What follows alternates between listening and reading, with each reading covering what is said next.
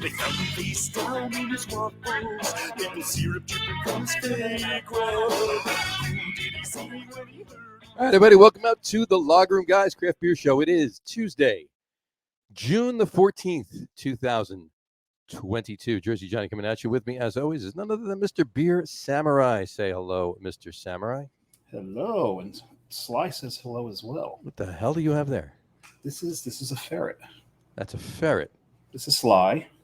Hi, Sly. This is Carrie's son's Matt ferret, Sly. Okay. Sly's trembling a little bit because he's not that used to me, because I don't handle them all that often. Put him on the mic. We'll put him over here on the mic. You can't Put hear him him. on the mic. Just put him sit him down on the mic. No. We're going to put him right here. There you go. So we have him on the show today because it is Pop Goes the Weasel Day. And as everyone knows, I always eat something at the top of the show. So the only way to pop a weasel is to put him in the microwave. There you go. No, we're not going to do that. You want to pop that weasel like that? No. No, that's why he's trembling. But no, we're not. He's afraid that you're going to put him in the microwave, is what you're saying. No, we're not going to put Sly. They're going to do that. Gotcha. Sly's a good boy. Pop Goes the Weasel us actually kind of has a reference to a particular beer that both of us like. Yes, which is not out yet. No, it is not. Why is it not? It's usually this weekend, isn't it? It's usually right around Father's Day, I believe. Yeah, we need to talk to him about that. We need to talk to him about We won't even say his name. So, No. At any rate, we're going Man, to it shall remain nameless. During the show, anyway. This is a ferret. A ferret is in the mustelid family. They're like the same family as weasels. And you didn't think you learned anything other than beer on this show? Yeah, so not only that, they're also known as the American polecat, apparently. So we did a little research ahead of time. Nice. So, but Matt over there, he knows everything about hi. Yes, hi, Sly. There you go. Who is this guy? He's just saying, what the hell are you doing with me? Yep. Let me go. So could I have some beer? All right. So we're going to hand him back to Matt. Hand him back to Matt. Go ahead. Matt, thank you so much. No problem. Thank you, Sly, for your appearance. By the way, he's not scared. He wasn't trembling because he was scared. They just do that when They just tremble. Okay. He was trembling because he was peeing on you. So. No, he wasn't peeing on me. Oh man, they can pee. There you go. So, but anyway, at any rate, all right. Enough of that. So I had to hand him off to my version of Jack Handy, which is better than Jack Hansy, I guess. Yeah, you don't want to do that. We're not going to talk about it now. Just don't let it go there. Never mind. No, we're just going to let it go. I remember one time at Hunapu, I did take a picture with a clown. His name was Touchy the Clown. Touchy the Clown. Yeah, he was quite creepy. Ironically, he got upset very easily. Right? Not that kind of touchy. All right. Anyway, on that note, any other day today that you want to mention? Let's see. There is another one. Oh, yeah. It has something to do with bottles that look like this. Oh, would that be or like this? Bourbon.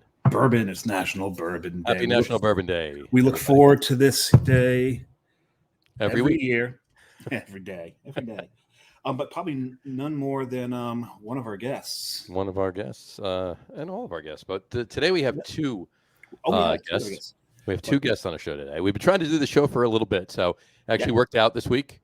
Awesome. It's going to be a waxing nostalgic type show. So let's bring our guests on without further ado, if you will. I don't want to get waxed. No. You don't. That sounds like a personal problem, right? Too much information. But on that note, I digress. Oh, you're stealing. There is. You are foreshadowing one of the guests, like I just foreshadowed one of the guests. There you go. We'll bring them both on right now. Please welcome to the show, Mr. Tom Mulvihill, the Beer Whisperer, and Mr. John Staradumsky, the Bruguru. Welcome, gentlemen. Hey, guys. Gentlemen, I thought you were talking to Tom and I. To all you Tijuana hooker fans out there. There you go. So, but Tom can also do his Whiskey Whisperer later on. We'll merge into the Whiskey Whisperer if we need be. There is no doubt about that. I'm sure. Exactly. So, how are you, gentlemen, this evening? I'm good, man. Hot. It's crazy down here. It is hot. You guys are more south than Dave and I are. So. Yeah. John more so than I, but it's hot. Mm-hmm. Yeah, tomorrow we're looking at 97 tomorrow. It hit 94, I think, today. Next week it's 99, 100. It's not unusual down here to have this kind of heat in June, but to have 2 weeks of it straight, that is unusual. So. Lovely. Well, if it's any consolation, New Jersey, it was close to 90 today too. So. Wow. Was it really? Yeah. It didn't feel like it when I was outside. Well, you just said it was in the mid 70s. I was like, in your apartment? It's 79 degrees right now. Right now, yeah. I was talking about 4 hours ago, 5 hours. It got up to 83, so not too bad. A little It warmer. wasn't that bad. It was a little warmer here, but close to. Well, you know what it is. The humidity is only at 50%. This is true. Yeah, there's been. I'd rather have 90 degrees with low humidity than 75 degrees with humidity that you can cut with a knife. So. Well, that's the thing here. I mean, here I have plenty of humidity. I mean, I don't have Florida humidity, but I got humidity out here. Yeah, here too. It gets humid. Yeah. That Gulf moisture comes in and just cooks you alive. So. Cooks you right, yeah. Just steams you, right? Yeah. Like a boiled lobster. Well, you also are you've got tropical air being dragged through by the hurricane that passed across Florida, right? Don't know if that impacted us too much. I hadn't really heard anything about it. So, but you could be very right. It might have brought some moisture in with it too. It's possible. Possible. All right. Well, this isn't the weather room, guys. So let's open some weather room, guys. Let's open some beer. Let's open some beer. All right. Who's opening the beer first? Tom's opened already. Tom's open. Tom, what'd you open? Yeah, I haven't drank yet, but I just popped it open. I've got the KC Beer Co. at a Kansas City Mo of Colts, 4.8%, 22 IBUs. Perfect for this 95-degree day I got here today. Let me finish pouring her for you. Lovely. Nice. And my mention of the weather, just like yours, Tom, was kind of a segue. So there you go. There we go. What do you got there, Mr. Staradumsky? So I have a. I thought I saw a nasty game. Yeah. So I know we want to talk about old beers, and I think this is the time when these are best. Ice cold. I got mine in a original 70s Gansett goblet back from Nice. the real Gansett days. They're a revival brewery now, but before they closed in 81, 82, it was everywhere in New England. So sure. Now, when you're done, when the can's empty, are you going to crush it like Quint for us? Which is a lot easier these days than it was when they filmed. Yeah, those cans were a little thicker back in the 70s than they were. A little stronger metal. a little bit. Which is why Richard Dreyfuss had the paper cup, right? Exactly, right. Yeah. And I get it, but you know what though? I mean, hats off to the Revival Brewery though. They did finally switch back to those original can labels or the can painted cans. I hear it's a beautiful space there too. Gotcha. Haven't been back to Rhode Island to see the new brewery. All of what we get in Georgia, and I'm pretty sure all the canned stuff, even up in New England, is contract brewed at Genesee. But Genesee, they're pretty skilled at brewing up some retro lagers. So they built right across from Indian Point Park, I believe. So nice spot. I saw it being built while I was there. Gotcha. But they never finished it because of COVID. There you go. All right. Dave, what do you reckon? Something everyone's familiar with, even though we're spread across the country. Boat beer. Boat. There we go. Aforementioned boat. That was before. You've never had that on the show before? Never had it. Dave never drinks just one boat at home. Oh, flashback. There you go. Oh, anyway. What a great beer too. It is. You guys all went light. I have these two beers sitting since like about a week and a half ago. I was down at the Seed in Atlantic City. If you don't know about it, the Seed, a living beer project. Great. She's brewing some great beer down there. We had a rye lager and a dark lager, both on the Lucre pours, and they were fantastic. I had like two of each of them while we were there, but had to get a couple cans to go home. And I haven't opened them yet, so I figured I'd do it today on the show. Neither one a light beer, but they're lighter beers, if you will. So this first one I'm gonna drink is it's called Stay a While. It's an English dark mild, so it is only 4.2%, and it's a beautiful beer. It's a great style. That's an underappreciated style. It's another reason why I actually went with these two, because the two beers I'm having, they're both from the seed. The two beers I'm having today are, underappreciated styles and definitely throwbacks for me. Hence, what we're attempting to do on the show today. So, Yep.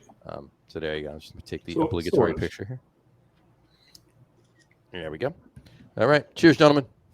Here. Cheers. Cheers. Cheers. Proper glassware. Oh, such a good beer. Nice toffee. Mhm. Little bit of roast caramel. Teeny bit of chocolate. It's really nice. Okay. Let's kick this off as if we hadn't already. A little bit here. Hold on 1 second. I just need to. Hello. There we go. Hello. Here we go. All right. So we're gonna. How we always kick it off and ask the guest. Obviously, we've asked both of these gentlemen numerous times what their first beer was. I want to ask them to change it. Here we go. What was the first good craft beer you had? Anchor Steam. Yeah, probably for me, Anchor 2 or Sierra Nevada, maybe. Definitely one of those two. Okay. The first non-macro that I had was an Anchor Steam. And oh man, that thing is great. Dave, Dave Mine's our first craft beer that we had. Obviously, is the same, and that would be Sam Adams. That would be Boston Sam Adams Lager. Boston Lager. And that's a good beer, so that's the same answer. It would be the same answer, right? Yeah, Pretty much, as so. far as I'm concerned. Yeah. But then after that, the next one after that was probably Pete's Wicked. Yeah. Okay. And then after that, Voodoo Blackened. Mm-hmm. And then my first IPA, Harpoon IPA. Yep. Which I swear that they understated the ABV on it. Oh, they definitely did. Back then? Back then, yeah. You probably had to. Yeah. I moved to Washington State in '87 as the first time I'd had Red Hook, and they had a beer at the time they called Rye Hook. It was a red rye, and the first time I had that beer, went, holy crap, man, this thing is amazing. Yeah. Rye Hook was a very good beer. Yeah. Yeah.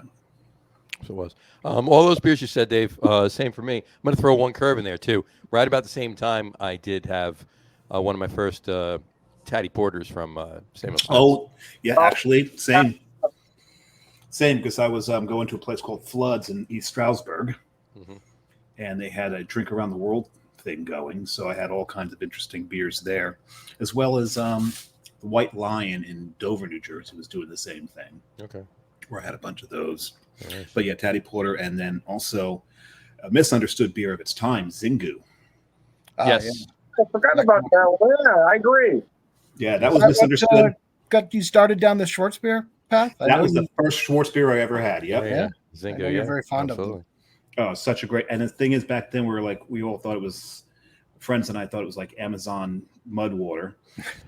But then after a while, when you understand it, that like, okay, Brazil, all the, after World War II, all the Nazis ran to Brazil, so they started making German beer, and here you have a Schwartz beer. And so I went and found one again, tasted. I went, you know what? It's actually not a bad beer whatsoever.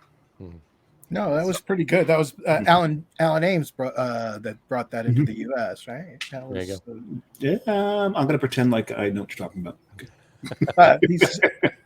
Yeah, I think he was behind Yeah. that. He's a beer writer up in New England, which Yeah. is why I'm familiar with him. But Yeah.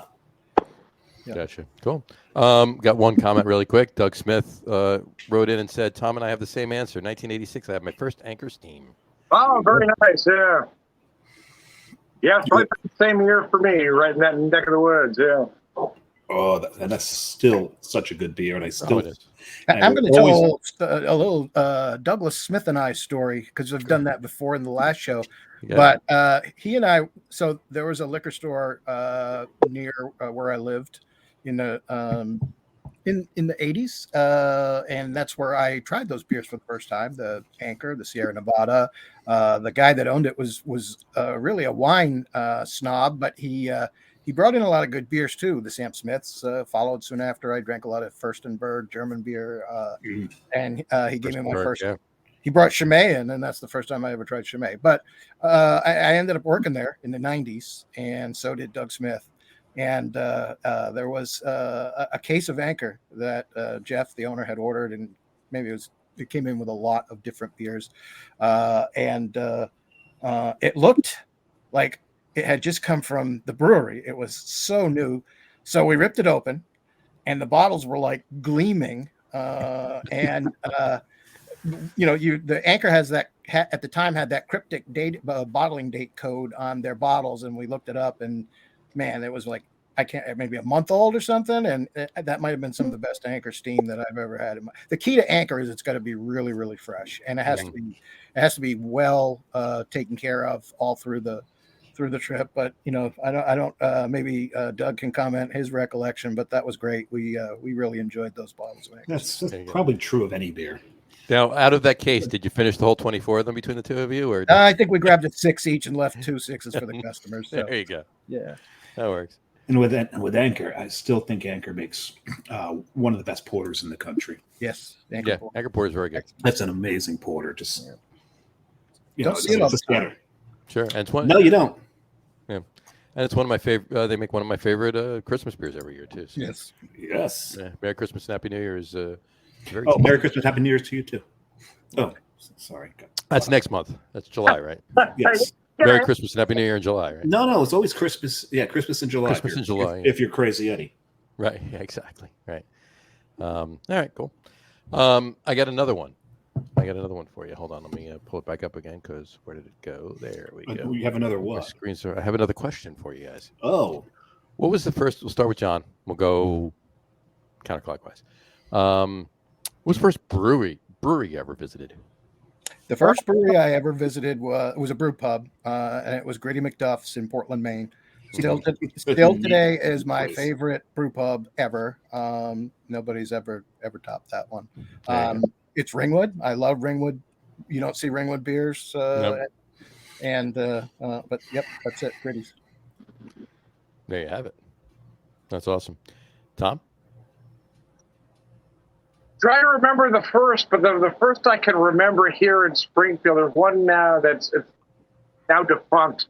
Opened up in about the mid '90s. They were called Rye Bread and Apple Core. They were a family operation, and what made them a little different than most at the time was that most breweries or brew pubs that opened were kind of they're kind of burger and fry, but this was kind of an upscale dining restaurant with incredible beer, and there was this brewing legend here in town. His name is Dave Lamb, and Dave got him started. But Dave's thing was Dave liked everything to taste like a Belgian ale, and I don't think the people of Springfield were quite ready for that. Gotcha. So they only lasted a couple of years and went out of business. But boy, man, just the memories of that place is so amazing. That's great. Did Doug change his profile pic mid comment? No. It was the same one on the first one. Oh, it's unless weird. He changed it and you just had it differently and then it adjusted itself for you. It's weird because on my screen, his first comment, the profile pic's different. There you go. Which is weird. Well, and I know what I'll just throw up. Doug's comment was his was Great Lakes in Cleveland, Ohio. So, there you go. Great brewery. Great space. Yeah, I've been there. It's really pretty cool. Dave, what was yours? I have no clue. I'm trying to go backwards through one of the early ones that I went to was Weyerbacher. I know that. Mm-hmm. Back in the day when Weyerbacher just had that tasting shelf. Yeah, it's the only way you can. Oh God, and I'm gonna save that beer for one of our other topics. I'm gonna write that down before I freaking forget it. Double, you know what I'm talking about. Any rate, double cat P. Yeah, cork and cage. Mm-hmm. So, any rate, prior to Weyerbacher, where had I been?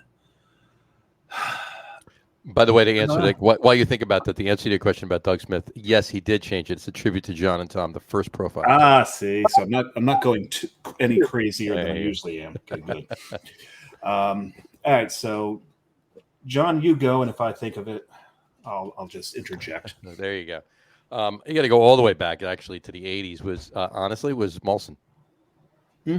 First brewery I went to was in Montreal. Was in another Canada. It was in another country. In Canada. Which is in another Canada. It was in another Canada. It wasn't the original Canada. It was a whole other Canada. Most people have their own private Idaho. John's got his own My private whole Canada. private Canada. Absolutely. So yeah, no, it was Molson. It was Molson.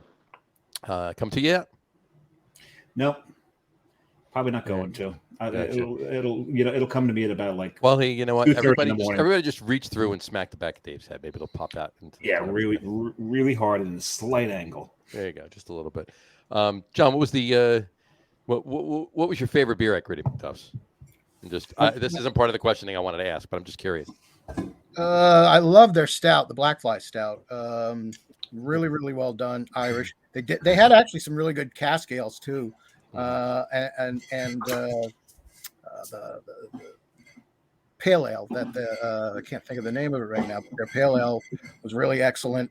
They did Boo Halloween Ale, which was a red ale that I really liked. But really at Gritty's, you couldn't go wrong. Anything that they had on was always going to be good. Yeah, absolutely. Yeah. Dave's making all sorts of noise over there. Yeah, I had to grab another beer, but I think it's still attached to its holder. to its other buddies. Yep. There you go. Well, I just wanted another boat. You just wanted another boat because you drank that one so fast. I mean, by now you haven't realized that you drank boat fast. I drink every beer fast, Sean. On that note, I do want to bring this up too, and you were privy to this in the group that we're in that one messaging group, as you affectionately call them, the dipshits. The dipshits. I mean, the dipper gang. Yeah. So anyway, we were at an event, if you will, over the weekend, and there was a Kolsch that a bunch of breweries brewed for the event together, but it was basically more or less a hoppy ale brewed with Kolsch yeast. So we're sitting there drinking it, and I'm like, boy, this is familiar. Jeez, a hoppy ale with Kolsch yeast. Wonder what that could be. I don't know what he could be talking about. So it was very good, by the way. So anyway, so it leaned more towards a Kolsch than boat does, but it was along those lines. So that's why it had some of the same characteristics. Anyway, anything on your brewery yet, or are we just like letting that go? No, I'm just it'll. So we'll go. You know what? Let's go with Weyerbacher. How's that? Weyerbacher. Well, we're gonna stick with Weyerbacher. Stick with Weyerbacher. But it'll come to me at 2:30 in the morning, and I'll text you. Well, that's fine. I have it on Do Not Disturb anyway, so you can text me. I'll see you in the morning. That's fine. It's all good. Anyway, all right. Oh, geez. Let's talk a little bit about yesteryear, because that's kind of where we're going with the show. Beers of the past, breweries of the past. The way basically the way the industry was, back in the day. When we all first, we're dipping our toes in the proverbial pond of it, and where how it got to today. I mean, we don't need to go in depth about how we got from one thing to another, but just let's wax nostalgic a bit, shall we say? Who wants to take the lead? I think we should let Dave take the lead. What do you think? Well, if we're going to talk, because we put him on the spot, that's why I did it. Well, no, you already start. We started talking about Weyerbacher. Sure. And how they've grown through the years, and there's some great stories that come out of Weyerbacher. Because if you remember the beer that put Weyerbacher, on the map, and anybody knows Weyerbacher knows what I'm talking about. It's a beer called Blithering Idiot. Sure. And it's a great beer, but it's really just the name alone got people wanting to try it. Absolutely. So a lot of people in the Northeast, especially around, the Easton, Pennsylvania area, the first barley wine they ever had was Blithering Idiot. Great story about how it came about. Dan Weyerbacher was getting tired of brewing a IPA, a pale ale, a brown ale, a stout, all the common things. They wanted to do something different. So they actually went to Victory, and Dan started drinking some of their barley wine and more of their barley wine. And even more of their barley wine, to the point that he turned into a blithering idiot, according to his staff. They took his keys away, put him in the back of his own car, and drove him home.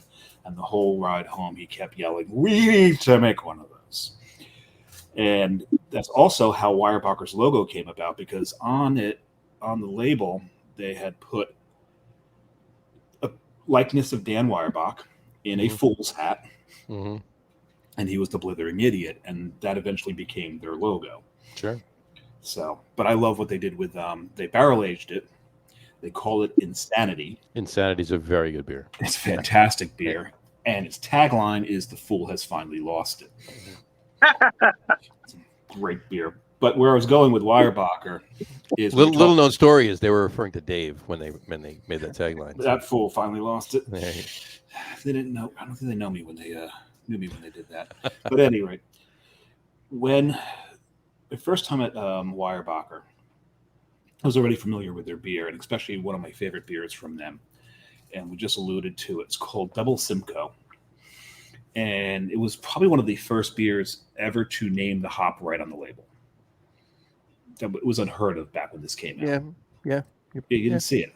No. And in 12-ounce bottles, it was really, really good. But they also put it in a 22 cork and cage, and they bottle conditioned it. It completely changed the beer, all for the better. It was the creamy mouthfeel, the flavor of that beer. What was the last time they made that, John? Oh, geez, it's got to be at least 8 years now, if not more. Yeah, they need to make that again. I do. That was it's got to be. It's got to be at least 8 years. 2013, 2014, I think was probably about the last time I remember seeing. Very it. possible. So yeah, that was a very good beer. So anyway, I have fond memories of Weyerbacher as well, back in the day. But let's go back even. Weyerbacher, what did they open? Was it 95? Mid-90s, right? Mid-90s. You want to get back into the 80s? Back to those beers we talked about with Black and Voodoo and Pete's Wicked. Well, Pete's Wicked bounced around anywhere in there, really. So. Pete's Wicked had a great Christmas beer. They did. Yeah, the Wicked Winter Brew. I think it was like a raspberry ale. It was, nutmeg. Yeah. That was very good. Oh, I missed that beer. I really do miss that beer. Their Oktoberfest was good too. They put out. I think they were very underrated too at the time. They kind of got crowded out by Sam Adams as the national brand of craft beers, if you were. But Pete Schlossberg was a very, very good brewer, and the Wicked Lager even was a great beer. Nice, clean, malty. Yep. Always had a lot of respect for them. It was a very good beer. Yeah, they were kind of a little ahead of their time. Yeah. They were playing with flavors that people, weren't quite used to. Yeah, you could say that. Yeah, and we're gonna, if he opened even 10 years, but probably more like 15 or more, he would have been right in there. So yeah, you could say that. I think. Yeah, give him 10. Yeah, if he'd opened 10 years later, I think he would have been really, really big. Yeah. It was big as it was. It just didn't last. Right. Yeah, once he sold out, unfortunately, the quality went down drastically. I stopped drinking it. I'd buy it every now and then just to see if it was got better. Unfortunately, it wasn't good. It's always a shame when a beer that you fell in love with, grew up with, so to speak, loses its quality. To me, the biggest thing that upset me the most about a beer going downhill, and there's a lot of them, mind you, was Pilsner Urquell. It's still a great beer, but it was not the beer it was before the wall came down. Yeah.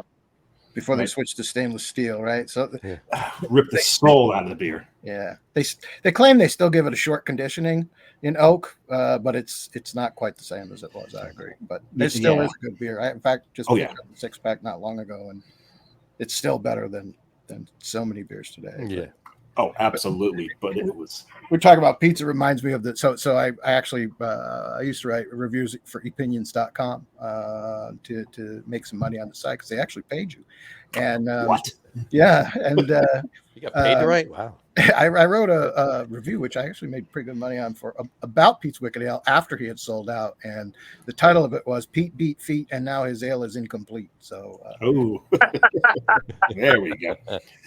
Turned into Dr. Seuss there. Alliteration. I love it. I love it. Doug Smith put up 2 comments. One, I'm not so sure that John wants to share.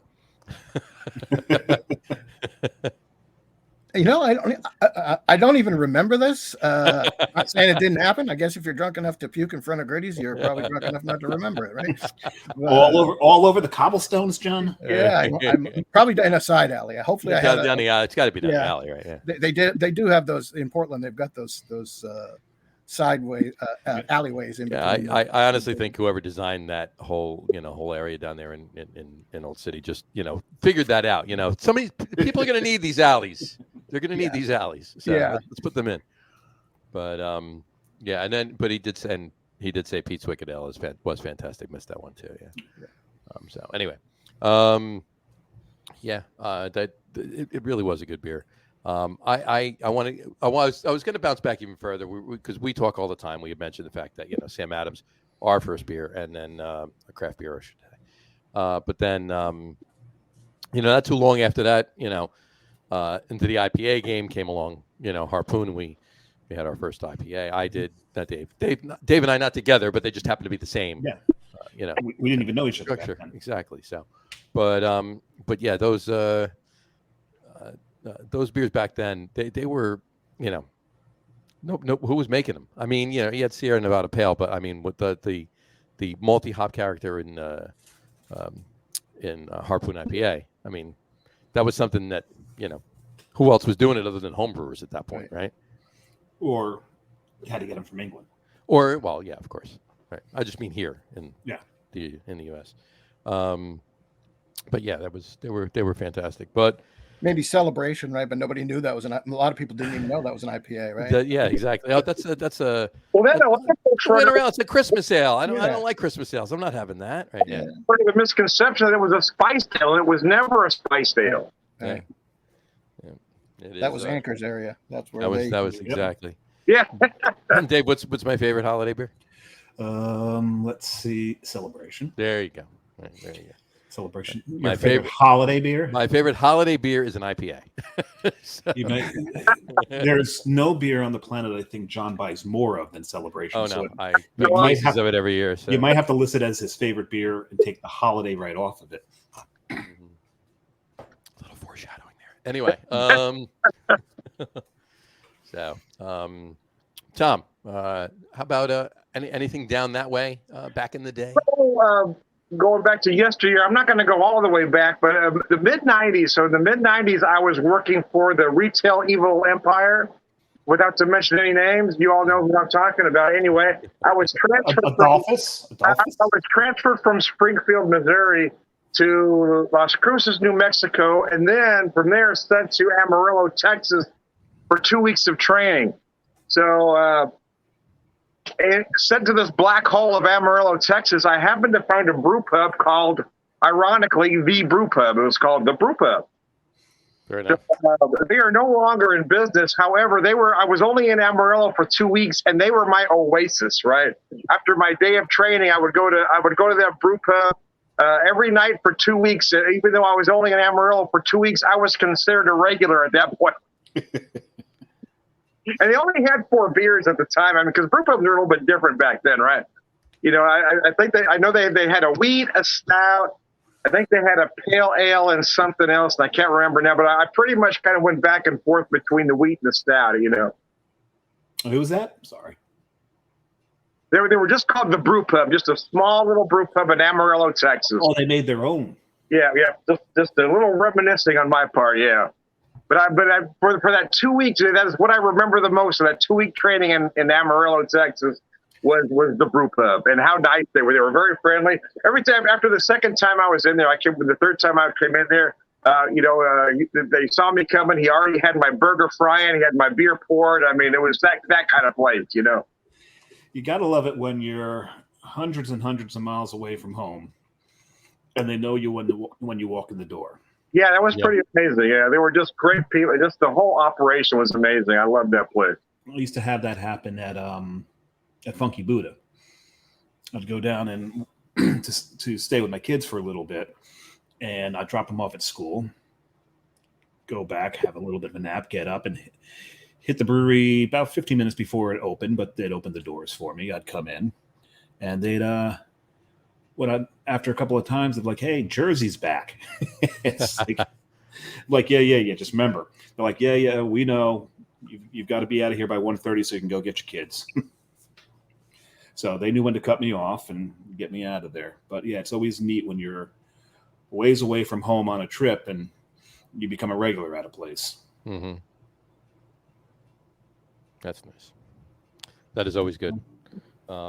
Yeah, I can concur. We go up to Boston quite often, 2-3 times a year, and there's a couple bars up in Boston that there's been even through the pandemic. There's been some consistency in the bar staff, if you will, and I get recognized all the time, even though I'm only there, a few times a year. And even more than that, there's one waiter in a restaurant in the north end of Boston that we go to all the time that has been there. He's been, I guess he's the head server, staff, or whatever you want to call it, or whatever. He's, manages them or whatever. But he's been there for 10, 12 years, and I see him 2-3 times a year.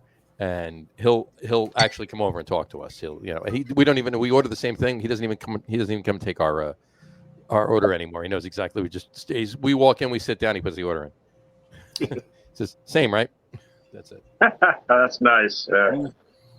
So anyway, I want to get back to what Tom was talking about before we actually started the show.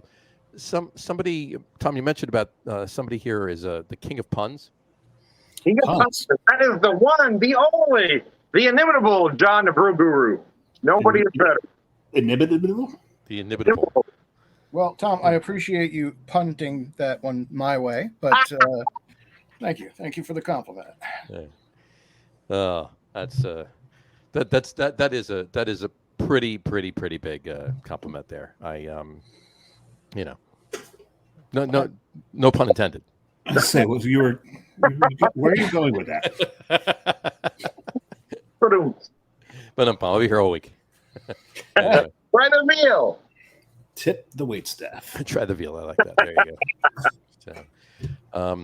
All right.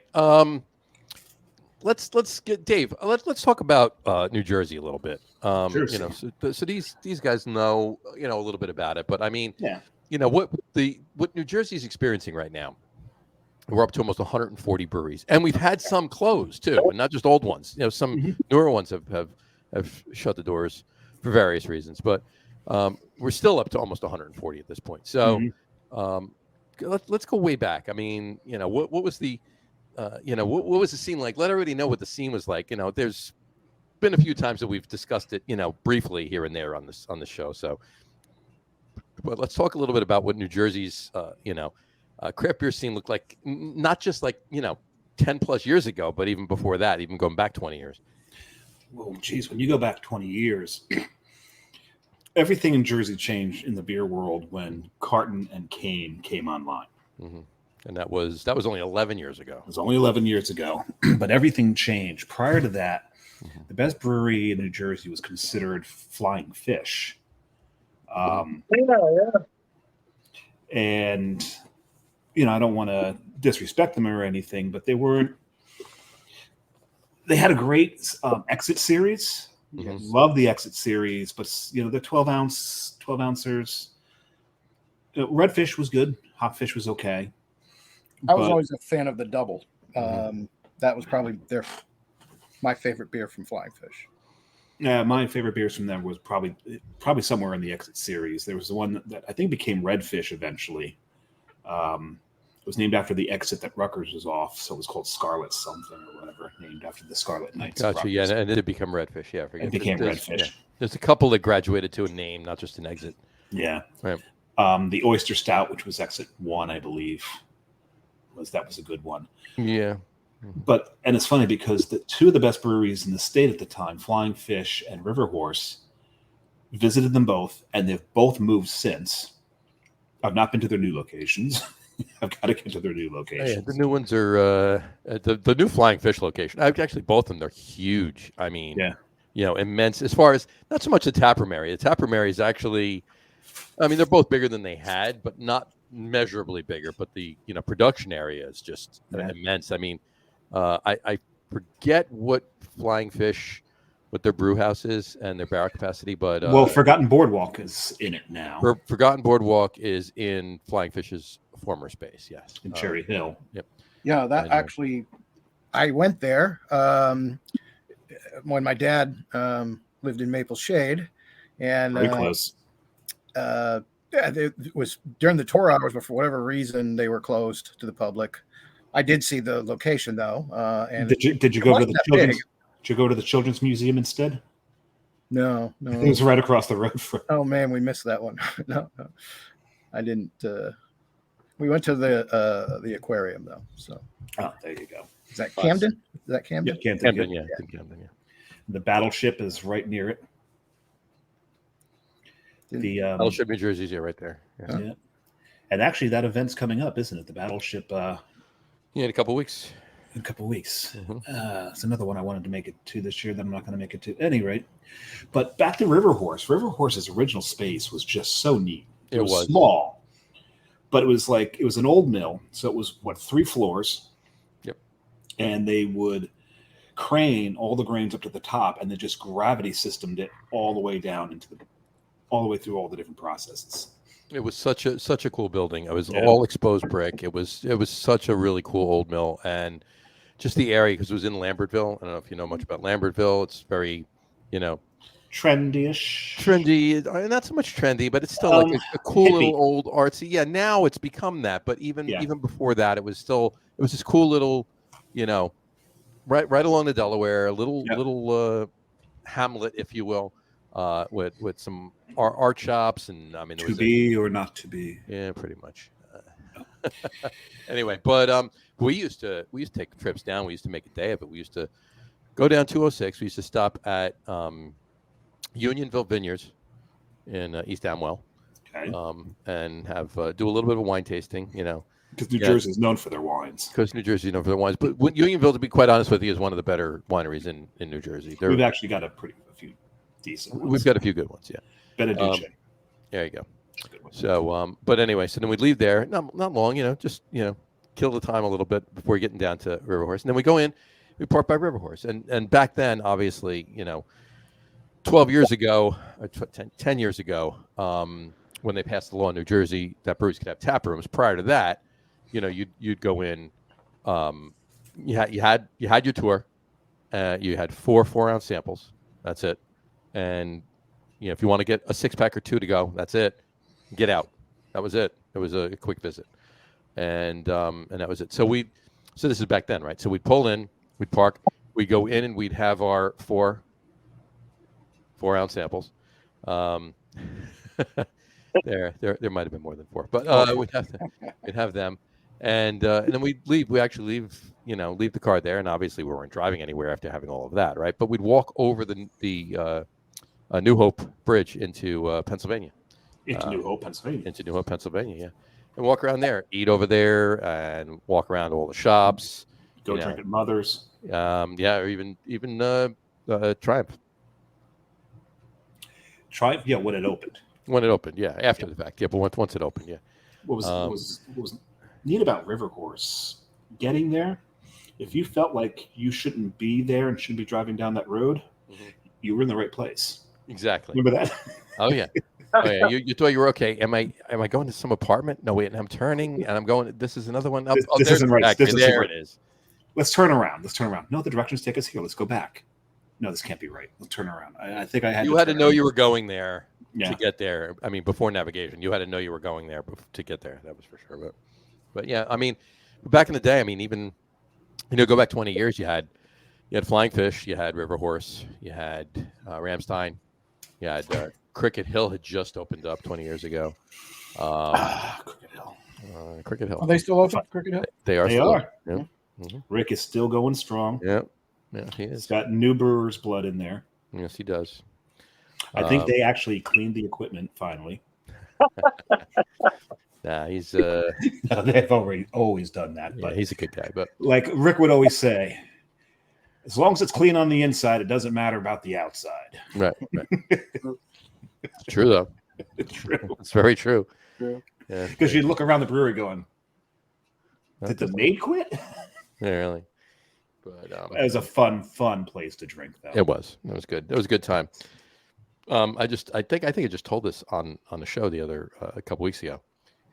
But I won't go into the details, but John, my first beer, and I'm going back 17 years, maybe 16, 17 years. My first beer that I had ever at Cricket Hill, I poured myself. Yeah, you told me about that. It was snowing out. I pull up in the back. It's Friday night. What you call it? Tasting room hours, if you will. The Friday night tour. Friday night tour. Yeah, of course. Yeah. And then, I was pulling it back, and it was about 15, 20 minutes before it started officially, right? I pull in the back, and it's January, right? It's snowing out. Rick's shoveling snow. So I pull up, roll down the window. You doing the tasting tonight? Yeah. You're doing the tour tonight? Yeah. And he says, if I were you, I'd park over there and go inside and have a beer. I parked, went inside. Nobody was there. I poured my own beer.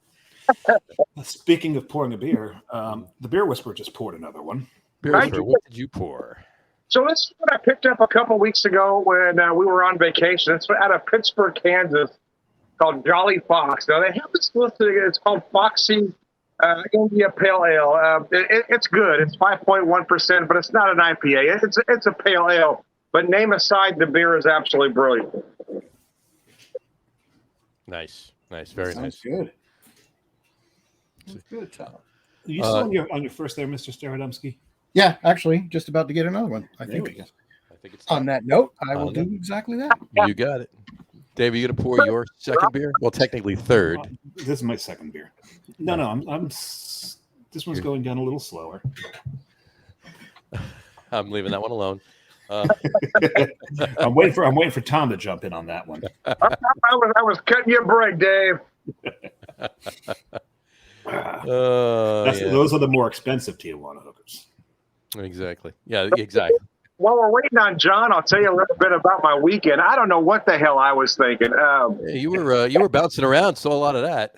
So back in March, I bought tickets for a blues fest, and I think, okay. And then a couple months later, something came up for a show, and I said I agreed to that. I didn't realize they were back to back, so I ended up going on Friday and Saturday nights. I joked, my head thinks it's 25, but my body thinks my head's an idiot. Right.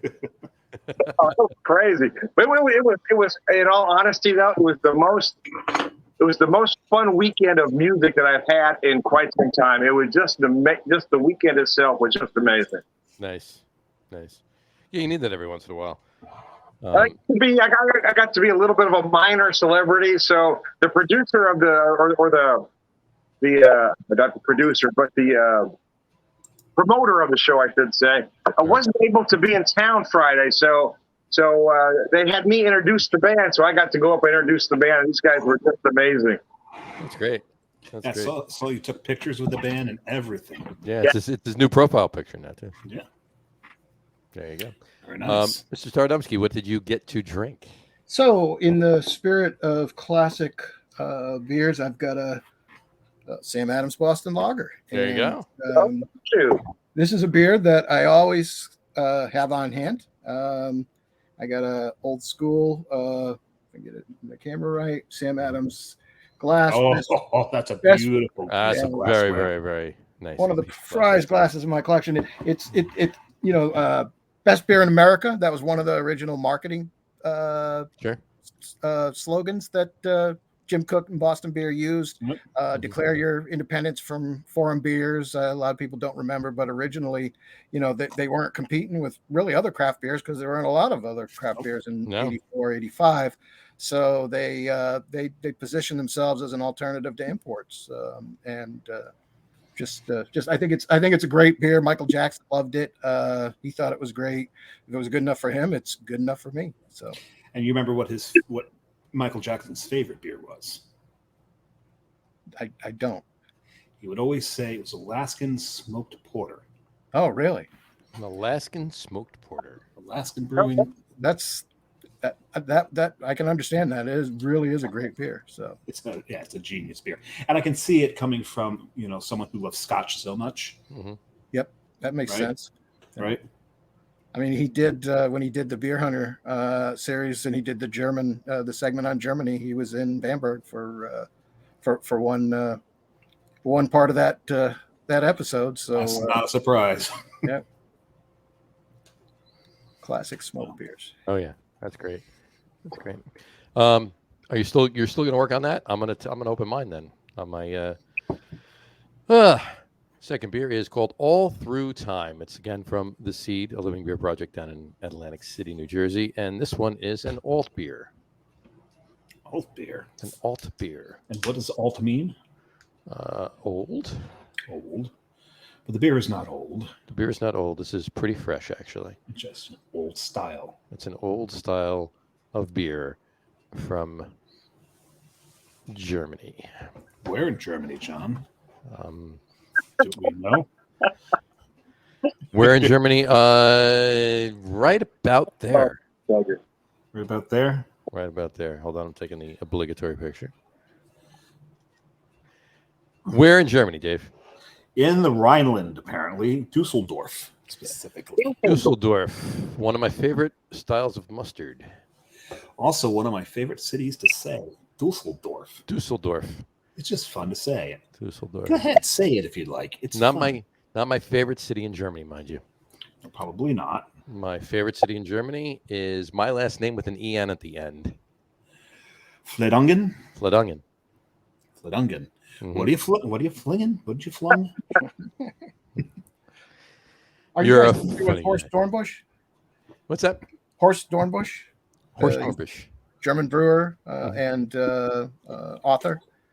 But he brewed an excellent alt beer, Dornbusch Alt, which in the 90s was brewed up at Ipswich and came in the springtime bottles. And that was actually probably one of the best alt beers. In fact, do you guys know Conrad Seidel? Yes.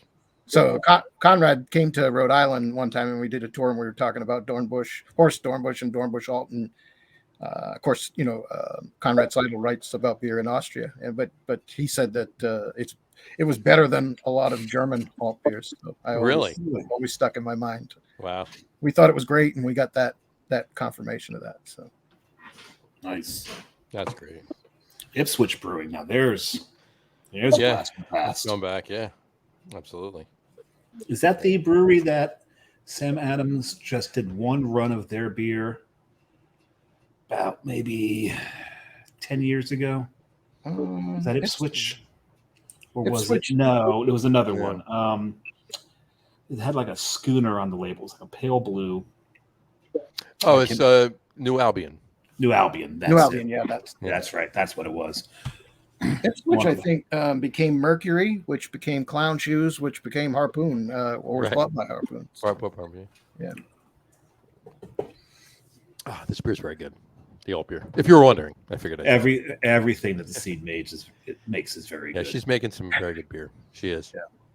And she did help us out too, because we had bought a new jockey box, brand new jockey box to use down at the AC Beer Fest, and the first stop was at the Seed.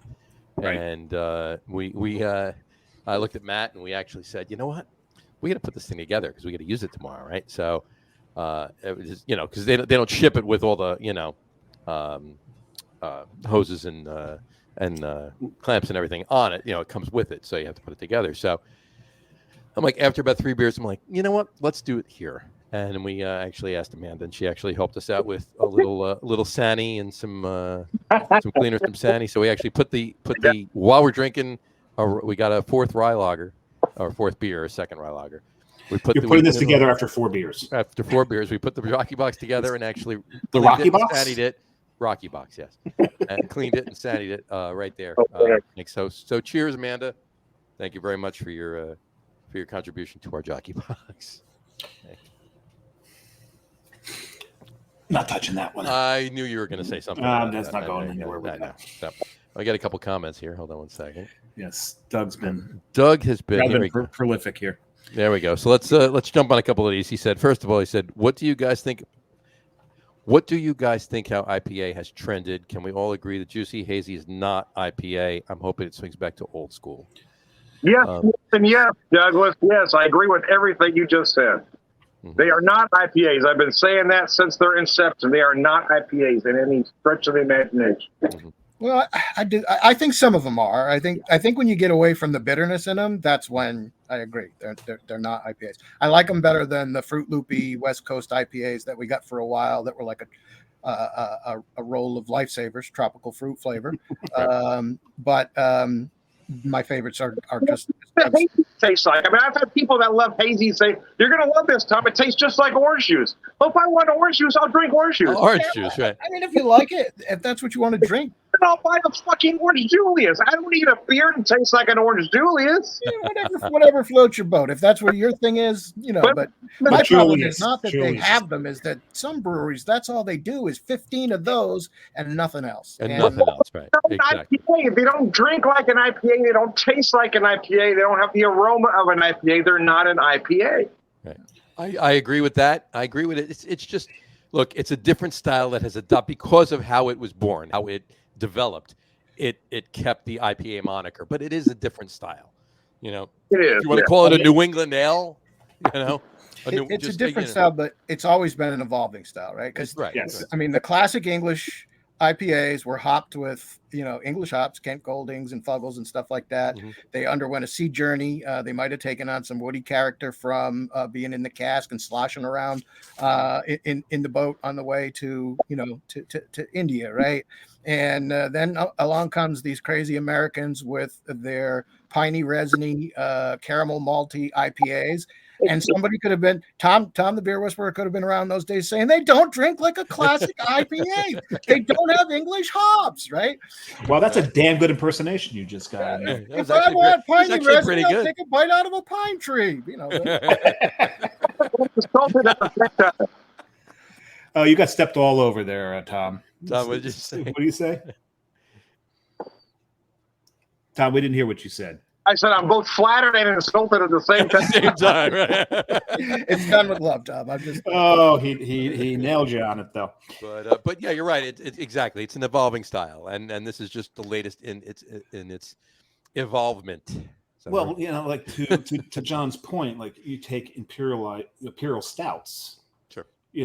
They're really not all that close to the original stouts that were brewed, and then again, us crazy ass Americans get our hands on them. We start throwing coffee in it, throwing some bourbon barrels. Now we're throwing lactose and all kinds of other crap into it, right, and making these things into chocolate milkshakes or liquid candy bars. Mm-hmm. When we get to my favorite beers of all time, though, don't hold it against me what I just said, because one of them tastes just like a freaking candy bar. Anyway, exactly. But to John's point, all styles tend to evolve. And, Doug's point that it's not an IPA, no, they're not IPAs. There are any IPAs, whatever you want to call them. They are a separate style, but they are still in the IPA family because of their grain bill, their hop bill. They're just done in a certain way that they're more approachable than the IPAs that we cut our teeth on, those piney, resiny ones that John mentioned. And now when you do get your hands on a West Coast IPA, you're in heaven. Sure. It's like, I remember this. But then again, the Brits are sitting there going, West Coast IPA. Well, at the time, it was just an American IPA, if you remember. Yeah. Sure. Because that was the only IPA that was out. IPA in those days, but yeah. Yeah. But it was just an American IPA, because it was either an American IPA, American style IPA, or British style IPA. Harpoon IPA was a British style IPA. Mm-hmm. The American style was that West Coast style, and then things started to change. And those damn New Englanders just fucked everything up, didn't they, Staradumsky? Enter the Alchemist. Enter the Alchemist, right? Or some shit. The Alchemist. Yes. But they did take they took the spotlight. I'm sorry, Tom. I didn't mean to interrupt you again. Go ahead. No, I'm just saying that everything has to taste like anything but beer. Anybody that's making real beer seems to get criticized these days. Right. Yeah, but you have the Alchemists, even you take those two beers, even they started any IPAs, they're still IPAs. They're still bitter. Yeah. I mean, just hazy. Heady Topper, Vocal Banger, they're not these hazy, juicy, Orange Julius beers, as Tom put it. They're much more close to IPAs than anything else. They just I agree. Created it, and it just kept moving away and moving away and moving away, and that's what it's become going to throw this other comment up from Doug here. Being a brewery owner, Johnny, I think you know the haze craze ain't going anywhere, and it gets the people in the doors. Well, you see, and I just want to throw that up because this is indeed very true. And John's first 2 beers. It's an unfortunate. I don't want to say it's an unfortunate thing, right? It is what it is. The first 2 beers we had to brew were hazy IPAs because if we brewed anything else for the first 2 beers, they would not have gotten as much traction, if you will, for our first 2 offerings. It's just a necessity in this game right now that you brew hazy IPAs, and we're not one of these breweries that are going to be brewing, as John said before, 15, 18 different IPAs, New England IPAs and hazies and nothing else.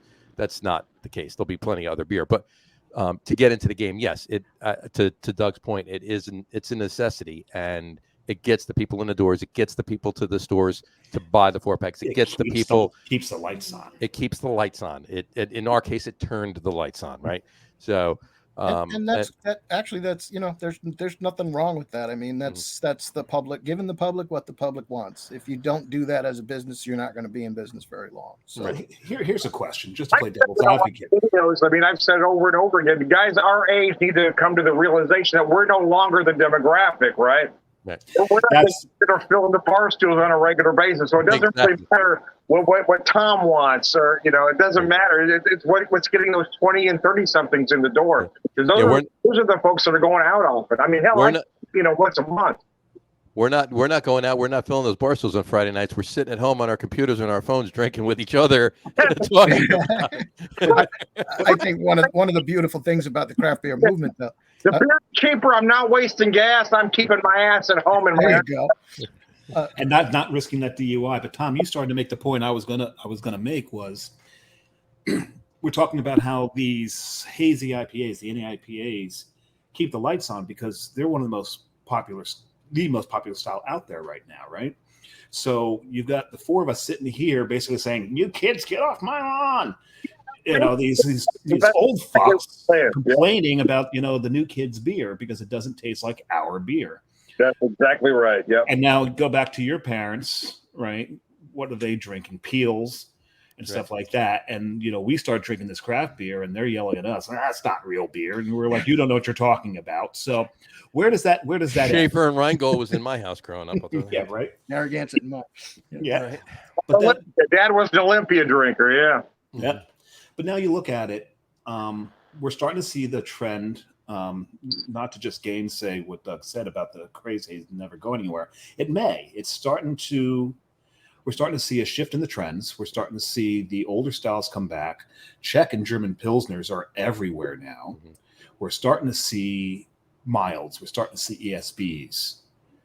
More and more breweries are starting to make these because people are actually, I think, dare I say it, starting to get sick and tired of any IPAs. If you look at it, one of the kings of any IPAs, Treehouse, have gotten into the lager and Pilsner game in a very strong way, in a beautiful way. They have got some amazing beers that they're making. Their Schwarzbier is fantastic. The Czech Pilsner is fantastic. I think John may have pulled something out of the fridge there to prove the point here. Well, it's actually not. I mean, yeah, their Tmave Pivo, Treehouse's Tmave Pivo is just it's amazing. They make a great ESB, mild, dark mild, alt beer. They're brewing really, really, really good beers that are non, hazies right now. But I just happen to have these delivered. They were muled back to me by a man who shall remain by the name of Corey. That was my daughter Rachel's boyfriend, and they went up to Boston a few weeks ago, and he brought back some beer for me. But it's Treehouse. It's a Scotch ale, and it says, if you look at it, it says barley beer on it. All right, so that's the label for it. And then the other one is Cozy. It's another one of my favorite styles of Baltic Porter. That's a great beer. Yeah. So Cody bought you Cozy. Nice. Corey bought me Cozy. Corey bought you Cozy. Yeah. So they're doing. So if anybody who thought that Treehouse were only any IPAs and sticky stouts. They're starting to change. Make no mistake, they still brew 30 hazy IPAs. Oh hell yeah! And they still brew Julius, and I make fun of it if you will. I do love that beer. It's a great beer. Right. Yeah, it is. But they're in the lager game now. Yep. I mean, there's breweries surviving out there. Jack's Abbey does anything but those hazy IPAs, right? They're doing nothing but Sure. lagers. Down here in Georgia, we've got Tucker. We've got a couple other breweries that do nothing but old school classic European styles. Mm-hmm. If you do love, I think one of the great things about craft beer is that if you look, even if the fads are not putting out what you particularly enjoy, if you look hard enough, you will find the stuff you like. And we've got, in Western North Carolina, I mean, there's old school classic malty, resiny, grapefruity IPAs like you wouldn't believe, and Appalachian Mountain Longleaf IPA. Nantahala does Noonday IPA, and there's a bunch of others. Sweetwater here in Atlanta just put out an Imperial 420 that is a classic double IPA in the old style with again, it actually has malt to it. Imagine that, a beer that has malt. Imagine that. And those great resiny piney hops. So you can find the stuff. You got to look. And I think that things move in circles. People will get sick of remember Session IPA, right? Well, you don't see those anymore, right? Yeah. So people will get sick of stuff, and they'll start to look for something else, and they may gravitate towards some of the older stuff. And there's a reason for that. It's not just as far as the Session IPA thing goes. It's not. I think my personal opinion is it's not just the fact that they're more into the hazies, on that side of things. But most of the Session IPAs were 4.2. Yeah. In that general vicinity, at this point in time, What does that say? 4.2. 4.2. And that's not a Session IPA. That's a session beer for double IPA drinkers. Yes, Get it straight. Session ale. Because it's not an IPA because it's brewed with Kolsch yeast. Right. So in any event, but in this time at this particular point in time, 5.5 is a sessional beer at this point. Yeah. As 5 was considered not for us, a but for strong the brown back then, right? Right. Because Ubu's I think 5.5, but it was considered a strong brown. Ubu's 5.4, 5.5 somewhere there. Somewhere around there, yeah. Yeah. But anyway, so I'm it's as John said, it's an evolving style. But it's not as if the style's evolving. It's just they're adding more arms to the style. Well, that's evolving. What do you guys think of cold IPA, which is the latest fad, I think? Yeah. Well, I mean, combination of the style evolving and the drinkers evolving. I mean, the younger drinkers are coming at it from a different angle than guys like us are, or were back in the day. I got a quick story that's going to make both of you laugh, and I just got to tell you really quick. I'm at a brewery. I'm not going to say which. Both of you, so one of us is not going to laugh. Well, you've heard the story before. So. Okay. I may still laugh. You may still laugh. Anyway, I'm at a brewery. I'm not going to say which, but I'm at a brewery several years ago, probably say 4 years ago.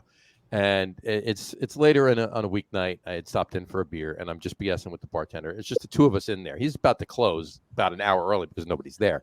These two, I'll say kids, but 22, 23, walk in, right? He's right. I've heard this 3 times already. One has already clearly been there before, and the other one had not. So the one that had walks in, orders his beer, walks away. The other one's standing there, and there's 24 taps up there. And he's looking. And finally, the bartender that I was talking to says, hang on a second, walks over. He says, let me ask you a question. Can I help you? Can I narrow it down for you a little bit? He's like, yeah, maybe. He says, what kind of styles are you into? He says, I love IPAs. I'm a huge IPA fan. He says, all right, fine. We have 7 IPAs up there. I'll tell you what I'm going to do. It's slow. I'm going to give you a little taste of each one. When you find one you like, stop me. That's the one you're going to get. He says, sounds good. First one he pours him is the flagship West Coast, right? Pours him a little sip. He takes it, puts it in his mouth, almost does a spit take. He says, this is disgusting. It's so bitter. What the hell are you giving me here? The guy said, I thought you said you liked IPAs. Oh, my God. Yeah. You don't like IPAs. You like orange juice. Yes. Anyway, so I just had to say that. But yeah, it's an evolving style. And you know what? If as the median age lowers and that's what they want, you give it to them. But doesn't mean the other styles are going away and are going anywhere. And as Dave said before, a lot of them are coming back, and I'm really, really happy about that. Really happy about it. It's making us all of us geezers and curmudgeons happy. This is true, for sure. For Corey, and he's 25, right? He's 25 years old to come back with a Baltic Porter and a Scotch Ale for me that he liked. That tells me something that I mean. He's. You might be teaching him right. I might be teaching him a little bit. He might be learning a little bit of things, but in all fairness, he is the beer buyer in a rather large craft beer store. But that's besides the point. But anyway, but I digress.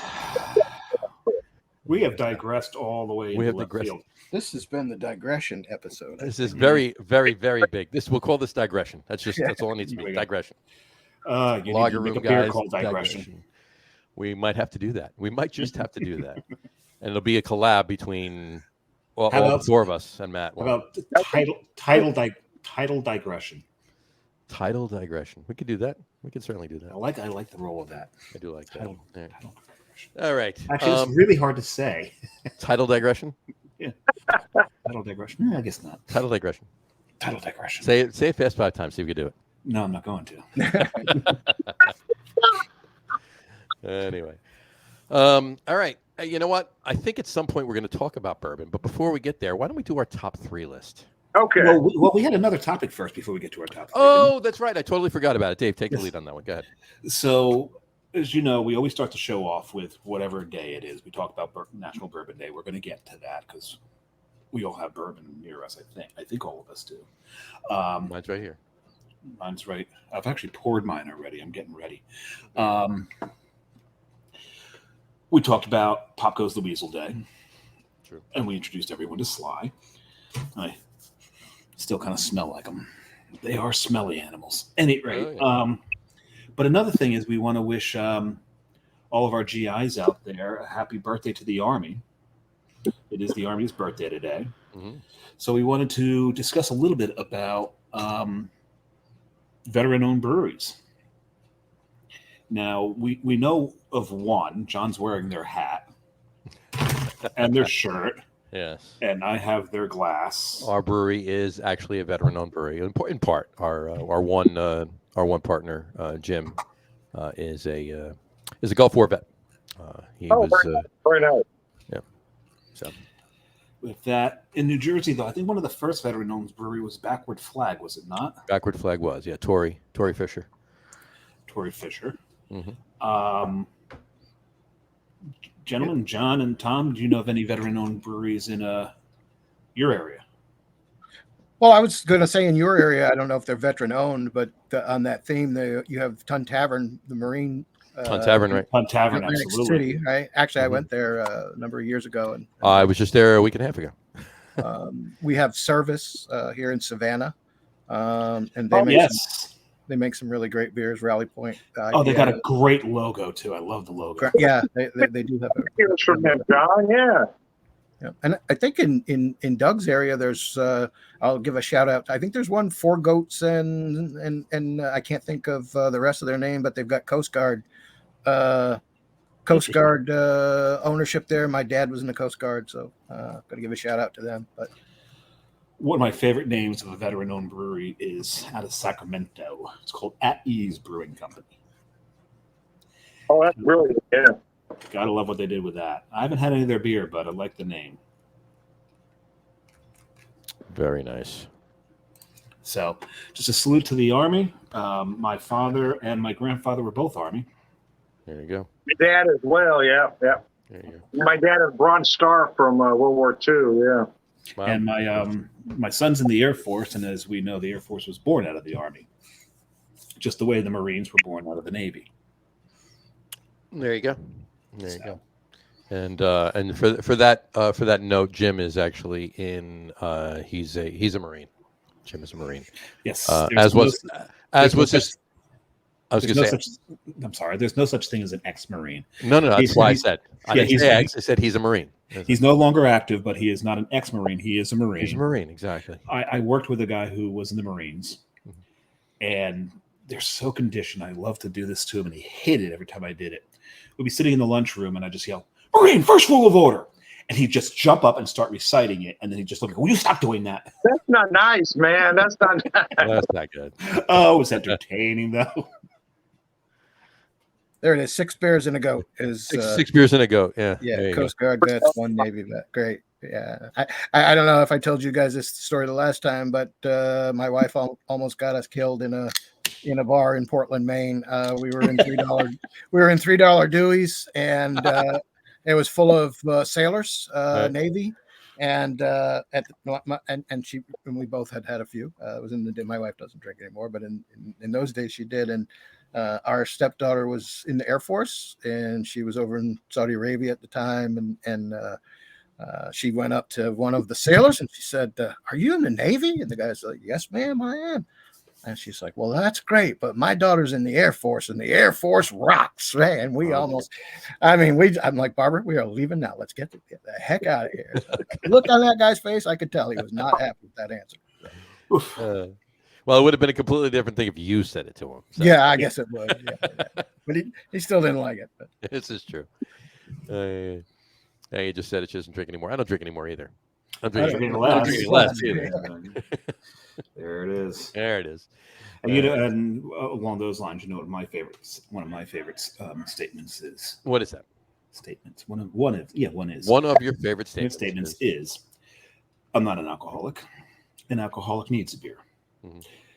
I already have one." There you go. That's a nice pint glass.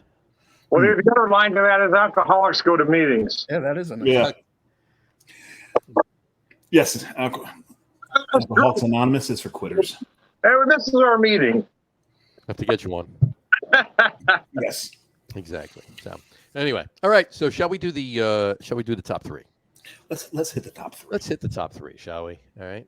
Tonight's top 3 along the lines of our conversation so far. I opened my third beer. Oh, what is your third beer? You open it up. Put that third beer away. Stay focused.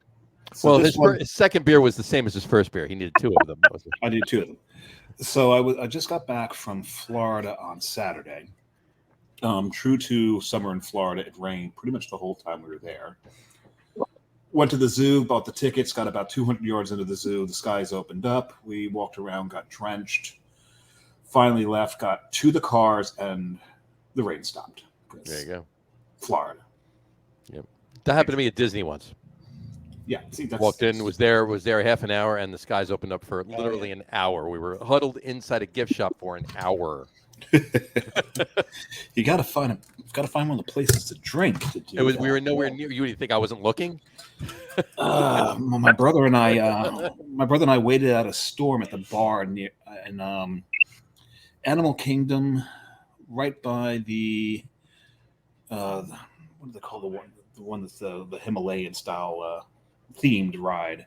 Oh, the roller coaster. The Abominable Snowman or something like that. I'll think of it. At any rate, but we were at the bar drinking beers. But so this beer that I have, this is the only beer I brought back from Florida, and I can never remember the name of the brewery. And they've got like black on purple for their text. This is just bad label design here. I'll give them that.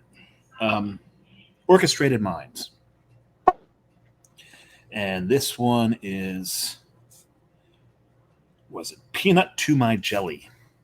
It is a peanut butter stout, because we were talking about how we just, as Americans, we like to put all different kinds of flavors and all kinds of different things. We do. This is actually pretty damn yummy. I got to give them that. That's Expedition Everest, by the way. Expedition Everest. That's it. Everest. So I spoke to the brewer down there. I'm John. I got to talk to, because we may want to get this guy on the show. He, the poor guy, married someone from New England. Poor guy. Poor guy. Because we know those people from New England are a little on the crazy side, right, John? Yeah, my wife could tell you some stories about it. But he's a stout guy. And he is actually kind of stout. I was going to say he's a stout guy, or He's pretty stout, but he likes to brew stouts, but he also brews the IPA. So he's a stout in the IPA house. He does some sours, and the sours are actually pretty damn good too. maybe he can invent a style New England hazy stout. Ooh, New England hazy sour stout. There you go. So, at any rate, please, anybody listen to this, please don't try that. No, please, I beg of you, don't try that. Let it go. But if you do, please do a seltzer version of it. Oh, yes. And then age it on large amounts of vanilla. Anyway. Yes, and oak staves. There you go. Quick note on that Expedition Everest. First time on the roller coaster, I had no idea that it went backwards. And I was sitting in the front car with my son. You're one of those. And it pulls up. I see the tracks going up. I'm like, oh, it dawned on me. I'm like, oh no, we're back. That ride gave me a headache. Yeah. Because they had the thing over your head and you just slam your head into it. Anyway. So we were doing the top threes, right? We were doing the top threes. Okay. Tonight's top three list is going to be top 3 favorite beers of all time. This is very difficult. Top 3 favorite beers of all time. So let's kick it off with who wants to go first between John and Tom? Who wants to go first? I'm ready. You got it. All right, Tom. Kick it off. Again, these aren't in 1, 2, 3 order. In any order, yeah. Right. The first one is a local to me. Is from Show Me Brewing. Show Me Brewing is one of those interesting concepts. It's half home brew shop, half tap room. They have a beer that usually comes out just around Black Friday called Sleeping Bear, which is an India Dark, which I know the kids don't like a big black IPA that actually tastes like a fucking beer these days. But that's what this beer is. I mean, it's big, dark malts, a hop to high heaven. I mean, it usually runs about 10 to 100 plus IBUs. I mean, the thing will kill you if you're not paying attention. You mean like Maharaja? Yeah. It's just a brutal beer. So the other two, I think, are no longer in the breweries are in business. I think the breweries are defunct. But the first one is Grand Teton Pursuit of Poppiness, which was an Imperial Red IPA. I remember that beer. That was a damn good beer. Arguably one of the greatest beer names of all time, Pursuit of Poppiness, but all that beer was just amazing. And then the other one is the RJ Rockers Black Pearl, which was the first India Dark or Black IPA that I ever had. And again, it was an Imperial version ran about 9% and change, about 100 IBUs, and that thing was just dangerous as all hell. But that's a great beer, Tom. That is an awesome beer. Yeah. I can't find it anymore, so I don't know if it's not being made or if I just can't get it in my neck of the woods. But, oh, man, that Black Pearl was so gorgeous, man. They're still in business. Yeah, they're out of Georgia, right? Not Georgia, South Carolina. South Carolina. Still making the beer. But I don't know if they make that beer. Yeah, I've seen it in a long time. But, boy, I love that beer, the Black Pearl. That thing was gorgeous. Then the Pursuit of Poppiness. But then I got that local, like I said, that does that Sleeping Bear, which is absolutely brilliant, man. Well, the first Black IPA, was that? There's some argument over who did the first one. I always thought it was Sublimely Self-Righteous. It is still being made. RJ Rockers is still making Black Pearl. They are? Okay, well, that's nice. The first India Dark was Black Watch IPA from Vermont Pub and Brewery. Yep. And kudos to Tom for calling it an India Dark. I despise Cascadian. Cascadian Dark? No. Cascadian implies Pacific Northwest, and you guys had nothing to do with this. It's an East Coast New England style, and don't you be stealing my beer stuff. It can't be a black IPA because it can't be black and pale at the same time. And so, obviously, I like to make an India Dark Ale. There you go. I just go with black ale. And actually, New Amsterdam of New York did a one called India Dark Ale. IDA. That's it'll be an IDA. And one of my favorite Dogfish Heads was India Brown. Oh yeah, that was a great beer too. India Brown is a good beer. Still. Actually, you know what? I don't know if they changed the recipe, but the last time I had it, I wasn't all that fond of it. So I can't remember the last time I've seen it.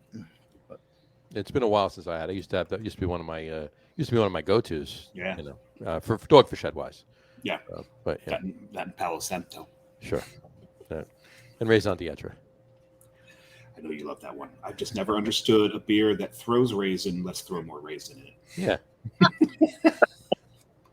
The style is raisin. Why add more raisin? Extra. No, that's the extra. The extra. So anyway, okay, John. Okay, so I'm going to start. I'm going to put them in order. 2 of them are still made. 1 of them is not. Number 3 would be Geary's Pale Ale. We talked earlier about Grady McDuff's. Grady's was the first brew pub, but even before Grady's was Geary's, the first microbrewery in New England. It's a Ringwood Ale, just like the stuff that Grady's made. Just like I probably could put in, if it was a longer list, there would be something from Middle Ages in their Ringwood as well. But yeah, I love Geary's.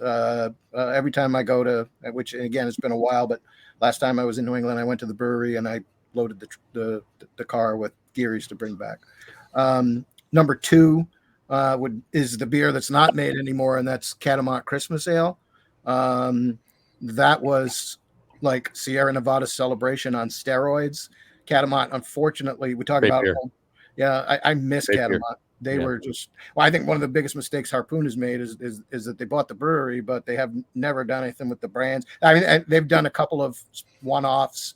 Catamount Porter, I think they brought back shortly, and Catamount Porter was probably one of the best porters of all time in my opinion. But Reminiscence could be part of that. But the IPA was just, it was like super malty. It was super resiny, piney, grapefruity. I remember one year, this was when, this taught us in those days the true origin of IPAs, that they were beers that actually were meant to be able to be aged, right? People don't get that today. And the IPA, you can't age them, but the original ones were made for that. But you can age them, but you probably shouldn't. You probably shouldn't, right? But that's well. I mean, you talk about a Dogfish Head 120. Actually, the longer you sit on that, the better it actually is. But it's also 20% alcohol. So yeah, it's not. It's more a barley wine. It's a barley wine. It's not an IPA.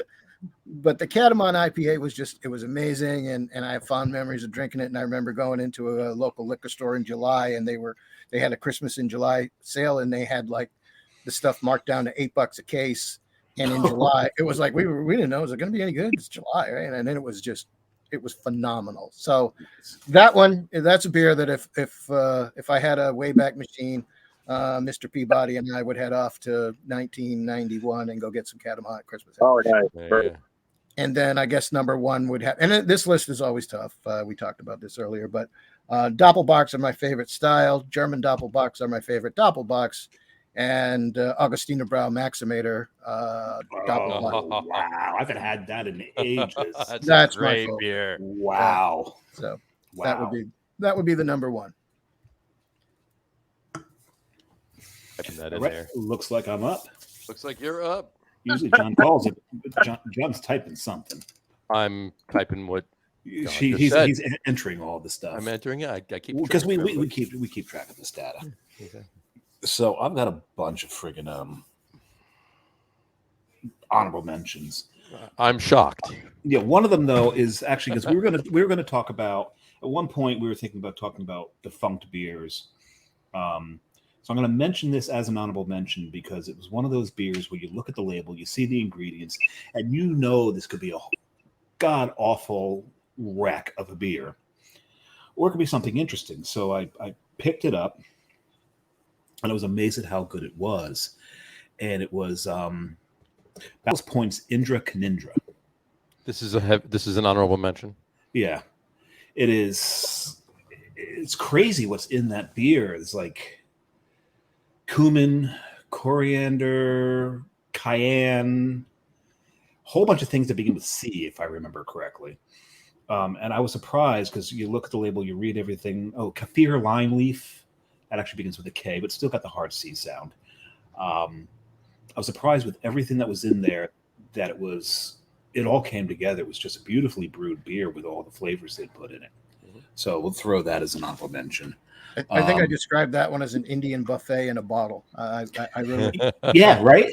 I really liked it. Yeah, I was really surprised that it came together with all those ingredients in it. So that beer always impressed me.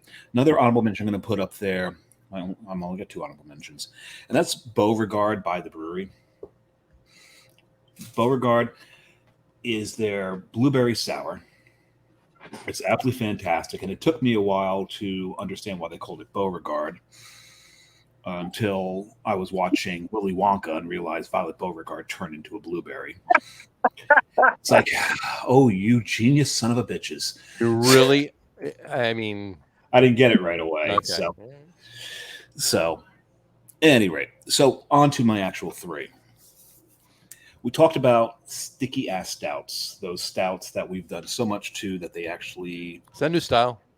Sticky ass stout? It should be. Is it sticky ass stouts or sticky ass stouts? No, sticky ass stouts. Okay. The hyphen goes between the sticky and the ass, not between the ass and the stout. So you got a couple different flavors going on there. Yeah, no, an some of which you really don't want. An ass stout is something else entirely, and it's probably related to a label from Kentucky. The brown note. Shut up. Anyway, moving on. Moving on. Next. So one of the first beers that I ever had from Toppling Goliath was SR71. And this beer, it's a phenomenal beer. It's a ton of vanilla. This thing pours like motor oil. Love that beer. It is a very good beer. I will give you that. Yeah, have not found that since the first time I had it, actually, but that one stuck with me because it's sticky. At any rate, the next one, and I'm going to get this in the right order here, Creek 100% Lambic Bio by Cantillon. Creek is one of my favorite styles. I love taking a sour as fuck beer to begin with, and let's throw some sour cherries in it. Let those dance in there. Let it age for a while. Let all the must off that cherry come through, and it's just a beautiful beer. Last time I had it was actually in Italy. It's really hard to get it here now. I mean, what do you have to trade for it? It doesn't even make it into this country anymore, does it? Not many do. So I try to get over to. I mean, that's another reason why it really pisses me off of what happened with Spite and Devil, because they did a Swansea Day every year. And then we get stuff. So not anymore. We've mentioned this a few times on the show. If you go on to Untapped on the PC version and you pull this beer the up, politically correct version or the personal computer version? Personal computer. I want to make sure. Clarification. Is there any? Unfortunately, it's all unfortunately PC for the most part. But I'm the number one drinker of this beer because I love this beer, and it's because I was told I had to be the number one drinker by the brewer of this beer. But still, it's one of my choice whether you liked it or not. One of my favorite beers of all time, and that is what I've been drinking. That is Boat. And Boat stands. Many years ago. Yeah, I may have to get you another one there, Tom. Yeah. This one, and I still remember your review of it. But this actually stands for best of all time. I don't know if anybody knows that. No, it doesn't. Which was not the point of it. But I think that's what it should mean, best of all time. There you go. All right. So those will be my 3. Those are your 3. All right. I like you, have 2 honorable mentions. They have to be said in this category, in this top 3. They have to be, for me, they have to be mentioned, but they just missed the top 3 for only literally a couple of reasons. I honestly, I will say that they're probably a 3-way tie for 3rd. All right. But I'll mention these 2 in honorable mention land, if you will, and then on to the others. To preview tomorrow's podcast, get on with it. Get on with it. I got you. All right. Honorable mentions, Weihenstephaner Hef. Oh. Okay. Classic. A beer that's been brewed in another 18 years will be being brewed for 1,000 years. I think they dialed it in. Yeah. I think they got it. It's older than our country. Exactly. Much older than our country. In fact, almost 3 times as old as our country. Older than a lot of countries on the planet. Right. Hope to live that long. 2040. Exactly. Yeah. So, almost 4 times as old as the country. Anyway, and the other one is Schneider Weiss Tap 6 Aventinus. That would be. Now I remember. Yeah. You remember waking me up at 8 o'clock or 7 o'clock in the morning with a picture of you drinking it from Tap 6 at Schneiderpreis. Thank you. In Munich. Yeah, exactly. All right. Right off the Marienplatz. With some Wurst. With some Wurst. You had to have some Wurst. It was not the worst. It was not the worst Wurst? Nope. Yeah. Anyway, okay. See where we went there. Okay, so my top 3. And I'm going to put them in order, but, I mean, this is a very loose order. You can really move these around anywhere, but I'll put them in order. As loose as a what, Tom? I said easy. Would that be something from Tijuana? Tijuana? Yes. Loose. There you go. Different. Exactly. All right, here we go. Your reach, sticker. Yeah, I knew this one's coming. Speaking of sticky, and I'm going to throw at such. I mean, I'm a huge alt beer fan, and this is fantastic. But I mean, your reach is just yeah, exactly. And when we were up in Portland, Dave and I last. I hate this story. August. Dave sat there and he ordered 3 different beers, and every time the server came back, we're at Navari Res. Navari Res in Portland, and every beer I ordered, they're out of. And I ordered your Urige, and he says, so after the third one, he's like, you know what? I'll have a Urige sticker too. And she goes back. She goes, that was the last one. So everybody on the planet who's ever been there loves Navari Res. Me, not so much. It was the first time he was there too. So anyway, and on a side note, not throwing it in there, but a very good New Jersey sticker alt was Heavyweights, Stick and Jab. That's it's gone. I mean, they've been gone 15 years. Heavyweight, 16 years now. At least, yeah. Yeah. But anyway, so I just want to throw that there. Anyway, number 2, mentioned it before, Sierra Nevada Celebration Ale. Mm-hmm. I drink more of that beer every year than any other single beer. Now, maybe not. It might change now. It might change now, but in any event, now that you're making your own, right? And then might have something to do with that. But. Might have something to do with it. And anyway, today's episode brought to you by. But today's episode is brought to you by Coastal Brew Works. Anyway, actually, we're not kidding. It actually is. There you go. So. And then number 1 beer. Actually, I had to put it honestly, just edged out Sierra Nevada celebration is Guten Caros Cuvée Vendekaiser Imperial Dark, the quad. It's that beer doesn't suck. Good beer. There's zero, as Matt says, there's zero suck in that beer. Yes. So anyway, so those are my top 3. So yeah, I you know what? I got to be honest with you. In all of the beers that we've talked about and everybody's top 3 here, there's not one that I can say is I wouldn't take. You know, no, I would. They're all fantastic beers. So kudos to the 3 of you. We have Doug put his 3 up. Doug did his. Hold on, let me throw that up.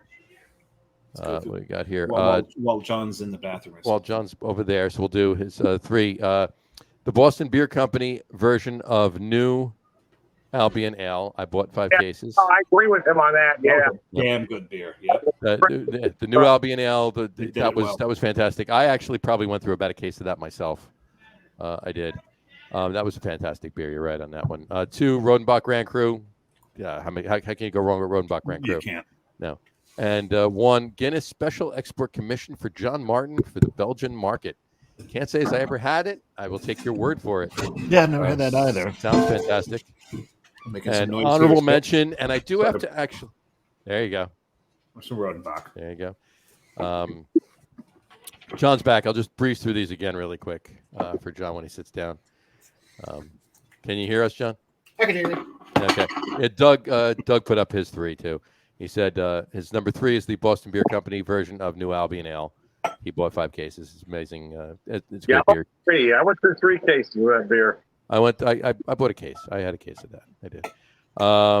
2 is Rodenbach Grand Cru, and 1 is Guinness Special Export Commission for John Martin for the Belgian market. I told him I didn't have that one. So, and I do want to put this up. He had 1 honorable mention, and I do agree with him on this because they make actually really good beers. Here, we'll put it up here. Andex. Andexer Doppelbock. The Dunkel's very good too, but the Doppelbock is fantastic from Andex. Yeah, that is absolutely, great. absolutely. So there you go. Cool. That works for me. All right. Do we pour a little bourbon, or We pour a little out for our homies. and pour a little out for our homies and have No, a I pour some down my throat for my homies. And actually, no, Will, there is something flooding my glass. What the hell? Yeah, it's in the bourbon, so it's sterilized. It's sterilized. It's fine. I don't know what it is, but it's There you going go. down the hatch. Happens, man. No, I poured myself some Four Roses, the single Very nice. barrel. Most people who know me as a bourbon drinker know that I love the single barrel. What I love about it is it's like potluck. You don't know what you're going to get until you open the bottle and pour some in your face. There you go. Yeah, I cannot disagree with that logic. And I love it because sometimes, you'll get a bottle that's like licking the bottom of a telephone pole with all the creosote in it.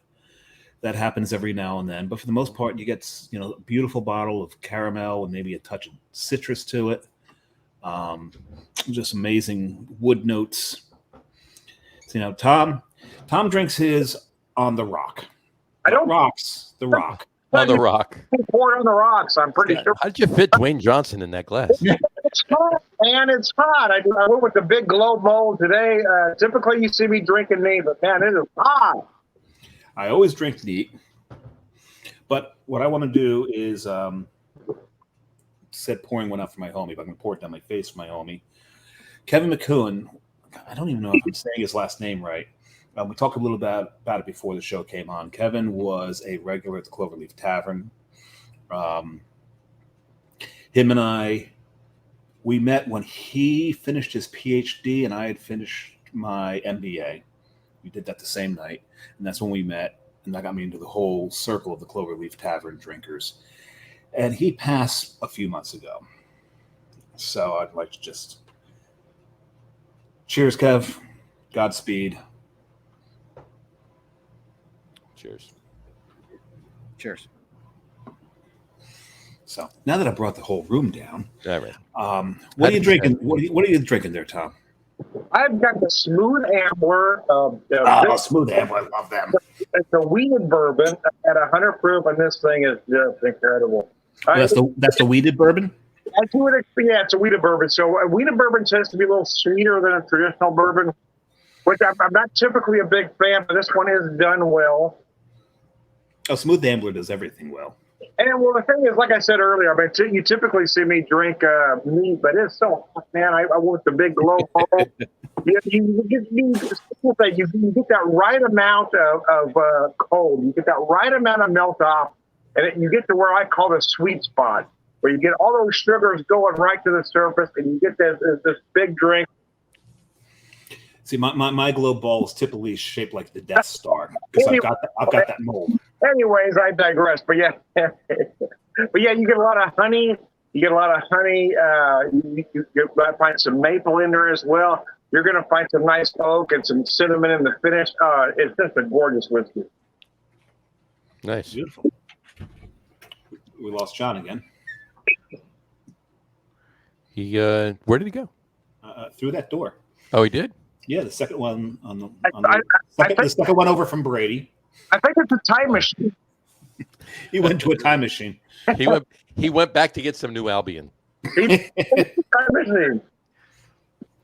I don't know. If only he could get it to us. So I'm curious to see if he brings something out. I'm still curious as to what's floating in my glass. There you go. Well, on that note, I've been bought this bottle.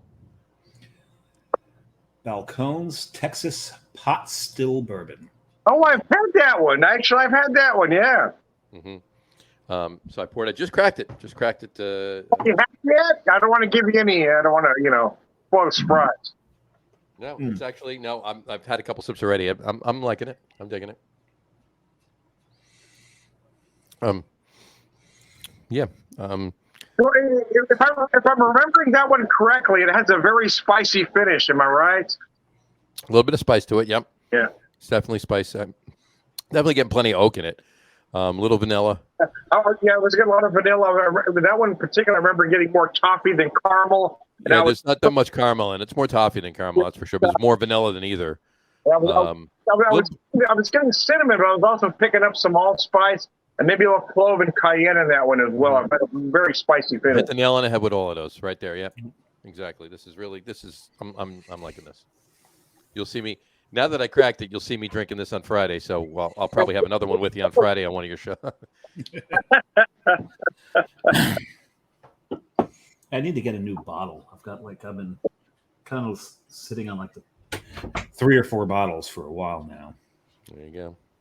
Need some fresh. Need something fresh. Well, this was good. Well, you know what, John, are you joining us with some bourbon, or are you just finishing your beer?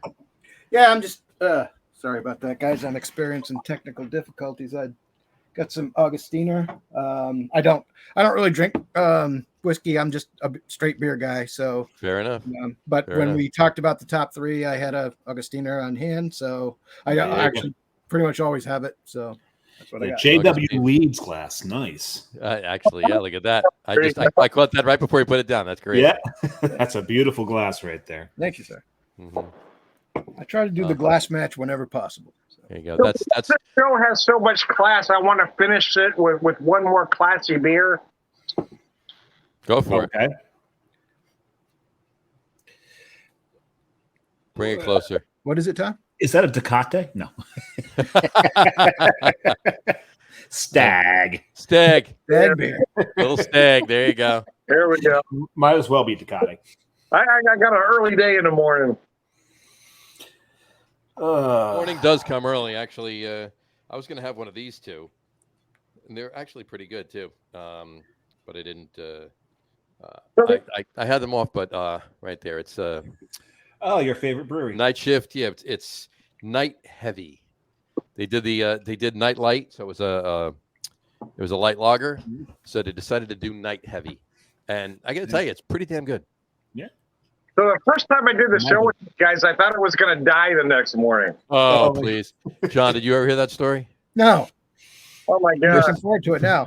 First time Tom did the show with us, we probably went a little over 2 hours. Yeah. Oh, We yeah. probably only had about an hour and 20 minutes of beer, and then we went on to bourbon.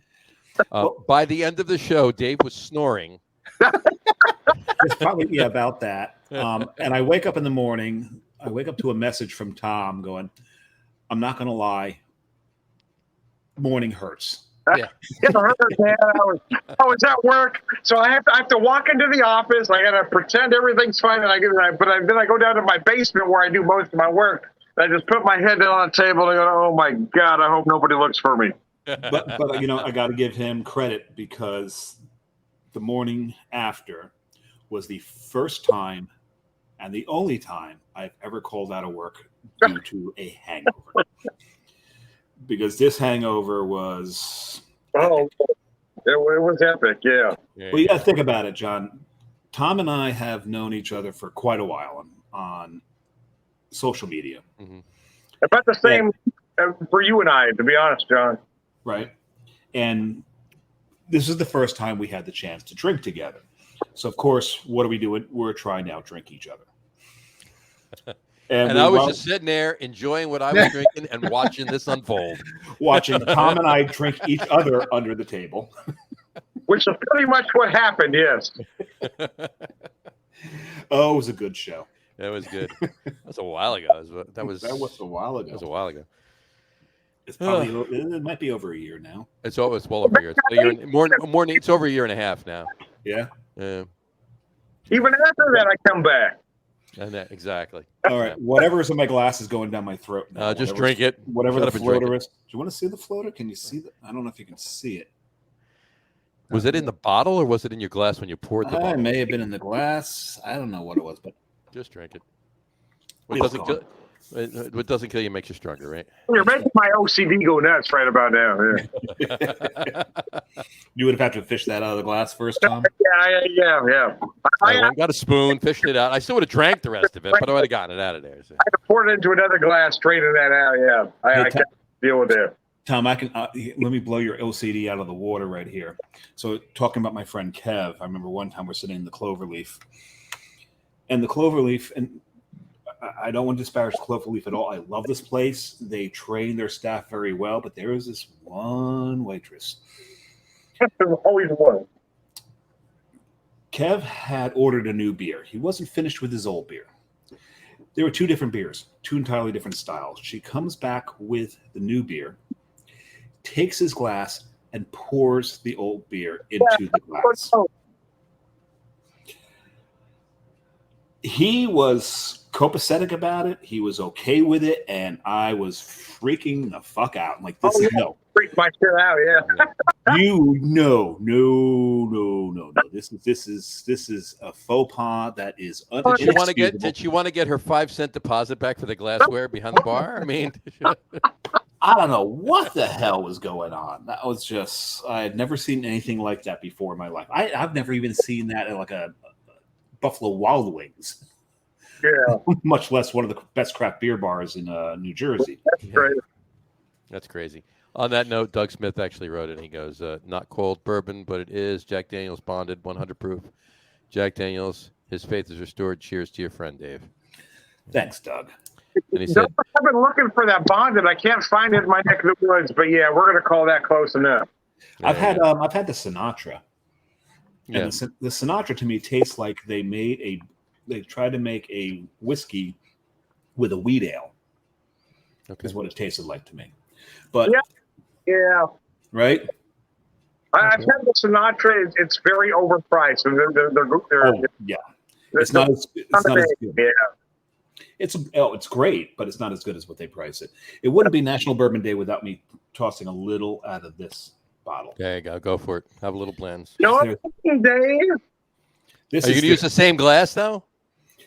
I don't have another one here. You already drank whatever was in it. Just pour it. You're freaking me out, Dave. Fucking glass, man. We're not animals, Dave. I just want to point out. The glass I'm drinking my bourbon out of right now, right there. Can you see the logo? Oh no. Joe, no. James would be so proud of you. Yes, of course, yeah. James is drinking bourbon. Speaking of many hazy IPAs, that would be other half would probably be second to Treehouse as far as that goes. Oh, I just got a text from my son. We're supposed to be going to Yellowstone in less than a month, and the whole park is closed down because of insane flooding. Yeah. Oh God. Insane flooding. Is that a new type of flooding? For them. It's crazy. There's no water in the park. It's just insanity flooding through the park. Weyerbacher insanity. The fool has finally lost it. We've come full circle in the show now. There you go. The grunge band in the '90s, right? Insane flooding.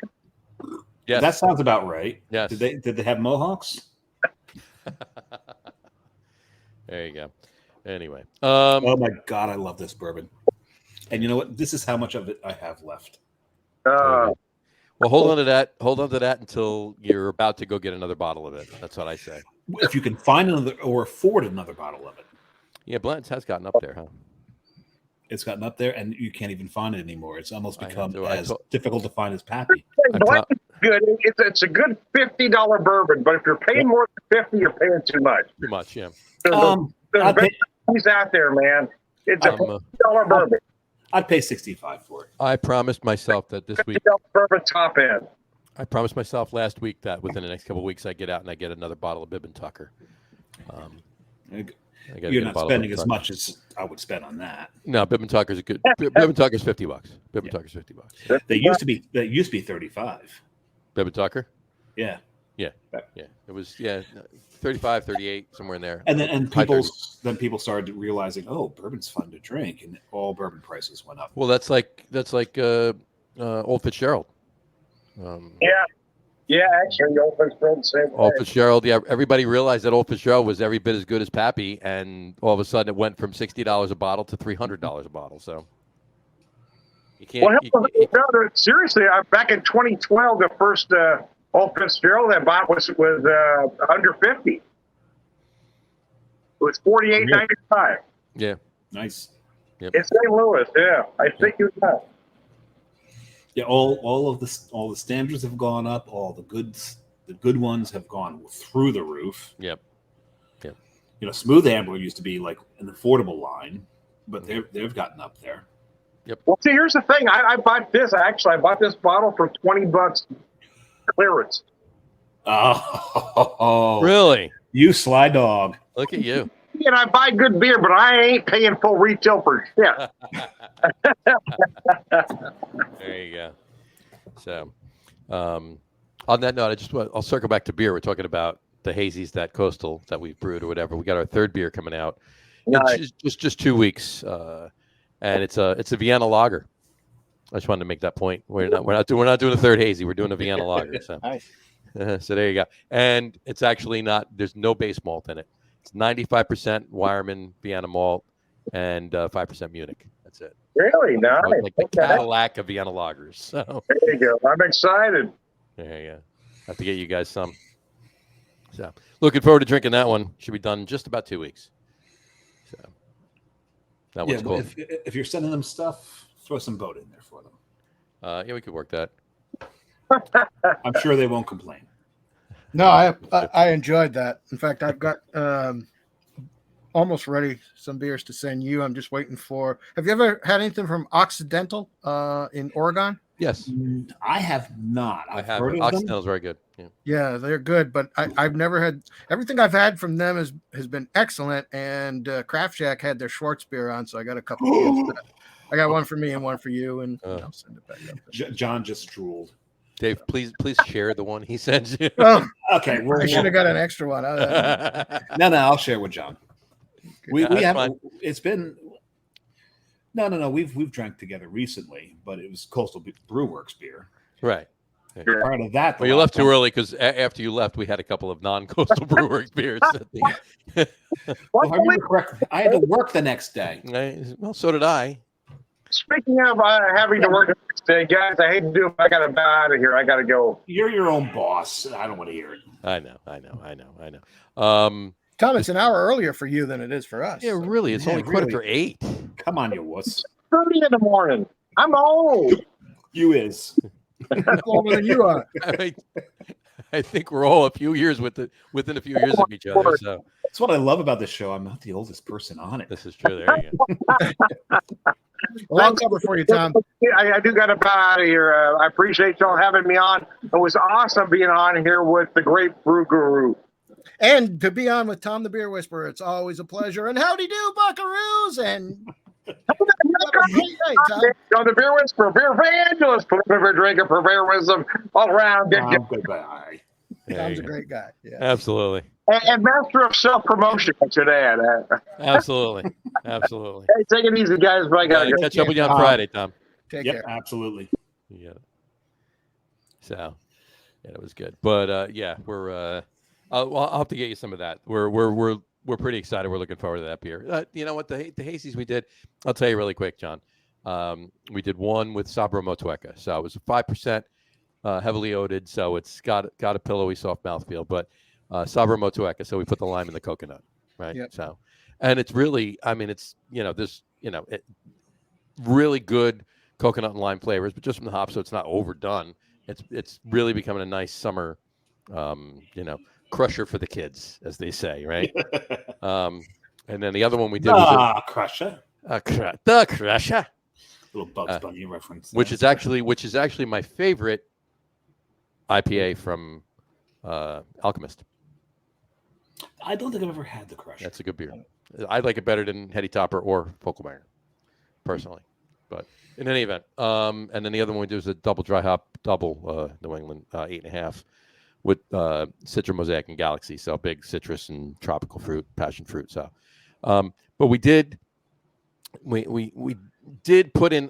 dial in enough bitterness and enough IBU just to, have it finish. You got to have a little bitterness in there to have the beer finish, right? It's just going to fade off. So, there is. It's not enough to make. It's not enough to make the. And I don't say this in a disparaging way, but it's not enough to make the kids say, "Oh my God, it's too bitter." But it's also, it worked well. So, but both were delicious. So. And if you didn't catch our show from there, we had a really fun shtick at the beginning of it. It was pretty funny. So that's a couple weeks old at this point. So, but yeah, I really love walking down memory lane, John. And anytime you and or Tom are on, it's it seems to always happen, whether it was intentional like tonight or just just to do it, or just happens, I should say. But I love reminiscing and waxing nostalgic about the beer industry and what it was and where it came from. It's just it makes me happy to have been involved in it for as long as I have. Yeah, you're part of something. Right. I'm excited about where beers go, and I don't like all the trends, but I think again it's a big enough table that everybody can have a seat at it, and everybody can have something that they like. And I think we can't forget where it came from, and exactly. Well, and you look at the 4 people that were on the show today. We've seen some shit, right? All 4 of us got into it real early when the craft beer, can't even say it was a revolution at the time. It was just kind of a notion to begin with. Yeah.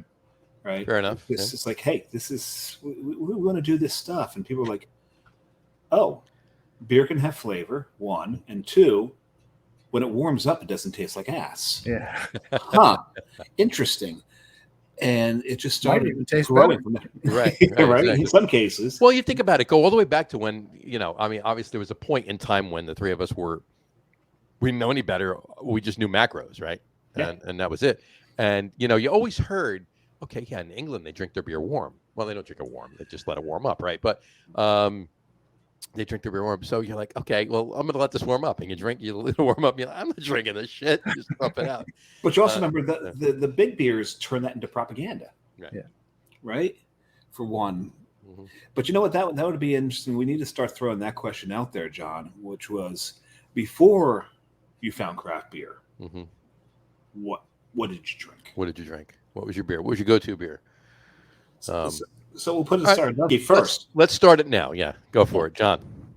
Well, I guess for me it was I used to drink a lot of St. Pauli Girl, a lot of Beck's.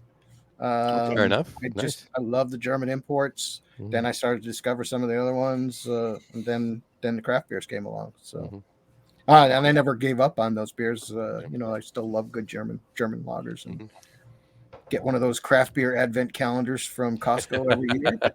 There you go.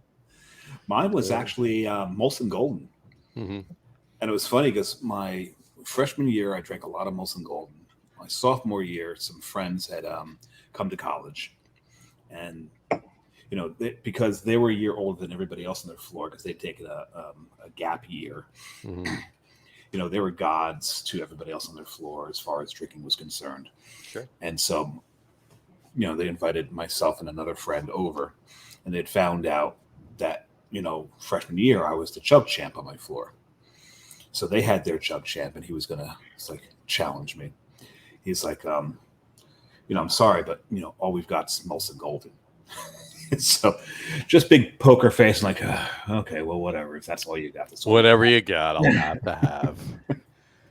Long story short, he's got long story short. Well, because we're gonna make the long story shirt. We're gonna make the long story shirt. But long story short, he had just a ton of beer going down his shirt, trying to keep up. As I finished it, I'm just watching him trying to gulp down the rest of it. It's like, there you go. That's pretty funny. That's pretty funny. Those Canadian beers were good though. I mean, I remember Labatt's. I always have a fondness in my heart for Labatt's. Blue or just straight up? The blue. Labatt's blue. Yeah. What's the green is an ale, right? Which is actually pretty good too. Is that the 50? Used to drink a lot of Moosehead, and as a matter of fact, it was a year or so ago. Taco Mac had Moosehead on tap, and I had not had a Moosehead in ages, and I got so excited. I'm like, the first beer I got was a bloody Moosehead, and it was pretty damn good. So nice. I remember when I found Molson Canadian. Oh yeah, that was a good one. And especially if you're in Canada and you got Molson up there, because it was like 2% higher than what you would get down here. Oh yeah, they diluted it to come down to ship to by law, right? They had to, yep. But Molson up there would wreck you. Yep. Yeah, they were. That was the real stuff. I remember getting a case of Carlin Black Label up in what the heck was it? It was some crazy town just over the border in Canada. And in those days, you didn't need a passport or anything. And compare it to the Black Label we got here in the U.S., it was like night and day. It was so good. But yeah, there was I probably I drank back in the day. I probably drank more Jenny Cream than anything else. Jenny Cream, the beer that actually closes the tanks at that very special time to keep all of those chemicals in there, so it tastes like cream corn. Right. There you go. But then, well, what did I know, right? But I will mention 2 other beers too. Molson Golden, definitely. Yeah. And honestly, John mentioned German imports or whatever. One of my go-to German imports was Beck's Dark. yeah, Beck's Dark. Beck's Dark was damn good. Mm-hmm. And you know what? And John, I did drink a lot of St. Pauli Girl back in college. Yep. Oh yeah, that's some St. St. Pauli Pauli Dark. They had their version.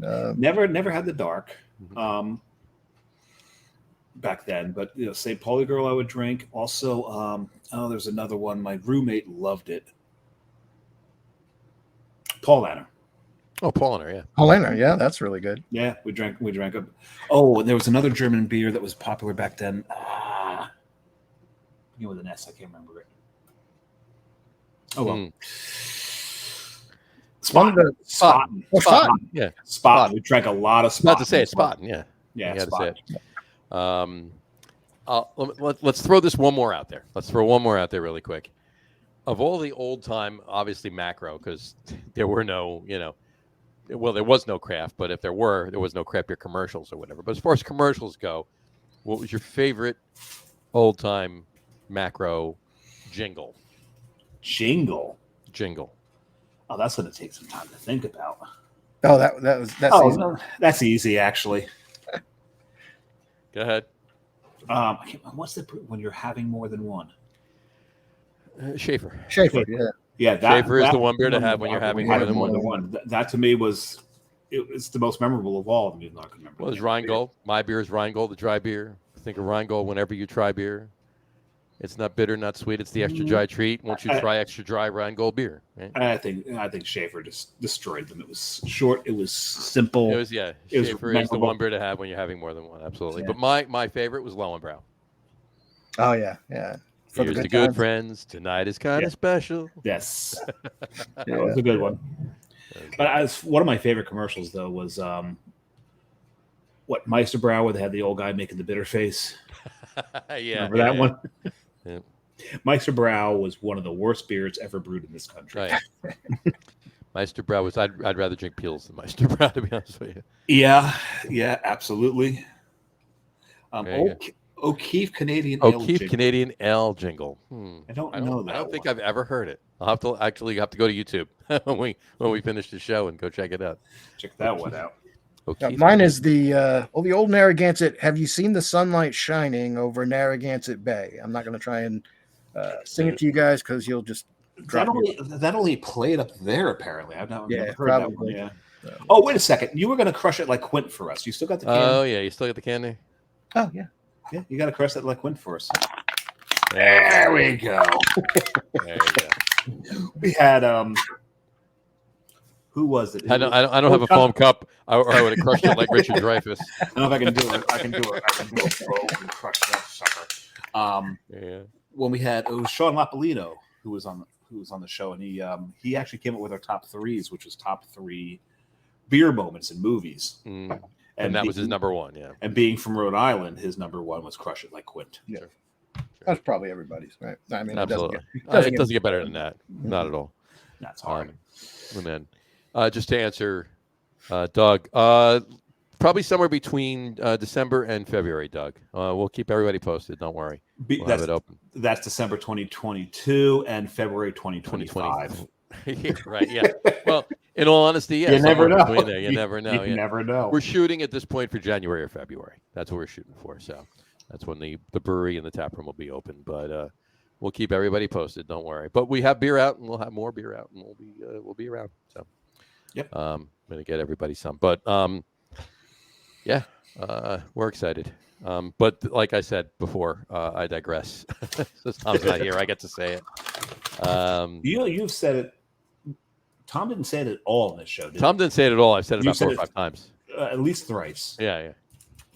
So, in any event, yeah, I love Waxing Nostalgic, and yeah, there was a lot of Nostalgic that doesn't tonight. like it when he waxes them, though. Nostalgic does not like it when I wax. That's the name of his dog. Nostalgic. It's bad. That's Sorry. just bad. Anyway, odd beer names. And the only reason I say this is because there's one beer name that I just wanted to throw out there for some reason. For some reason, it popped into my mind a minute or two ago, and I just want to say Old Frothing Slosh. Oh, the beer with the foam on the bottom, right? The foam on the bottom, right? Exactly. So anyway, all right. Well, Dave, anything else you want to bring up? Nah, I think I'm good. I think we're covered. We had a good show tonight. 2 Yeah, hours, 10 minutes. I think we're good. I think we're good. I've got to talk to my son about altering our plans for Yellowstone, since they're probably not going to be open. Well, you never know. I mean, it's a month away. I mean, the waters can recede by then, so they might, but I would come up with a plan B and a plan C, and then just stand pat and see what happens. So, Plan B. That's a good brewery. Is it Plan B? Plan B? I thought that was the morning after pill. It is. That would be a great name for a brewery. There you go. Anyway, all right, John, don't go anywhere. We'll talk a couple minutes after we finish. Let me just wrap up the show for today. On that note, we want to thank everybody for watching, and for those of you just listening to the audio podcast, thanks for listening. Don't forget to visit our podcast. Yeah, right. I screwed it up already. Damn bourbon. Bourbon's kicking in. There you go. Don't forget to visit our website, www.lagerroom.com. That's LAGERROM.com. And please remember, like us and follow us on all of our social media, Facebook, Twitter, Instagram, and our YouTube channel. All of them are at The Lager Room. Remember, we go live with the video podcast on both Facebook and YouTube every Tuesday night around 6:30 Eastern Time. And for those of you who just want to listen to the audio podcast, you can do so on Apple Podcasts, Spotify, TuneIn, Stitcher, Google Podcasts, Amazon Music Podcasts, and iHeartRadio as well. And if you haven't done so already, please subscribe to one or more of those feeds, and you will never miss a show. Again, thanks for following along with us. Unless you want to. Unless you want it. Right? It's up to you at that point, right? So it's a free world. Exactly. So, again, thanks for following along with us. Have a great rest of your week. Have a wonderful weekend. Drink a lot of beer, but drink responsibly. And we will talk to you soon, folks. Take care. Cheers. Ciao.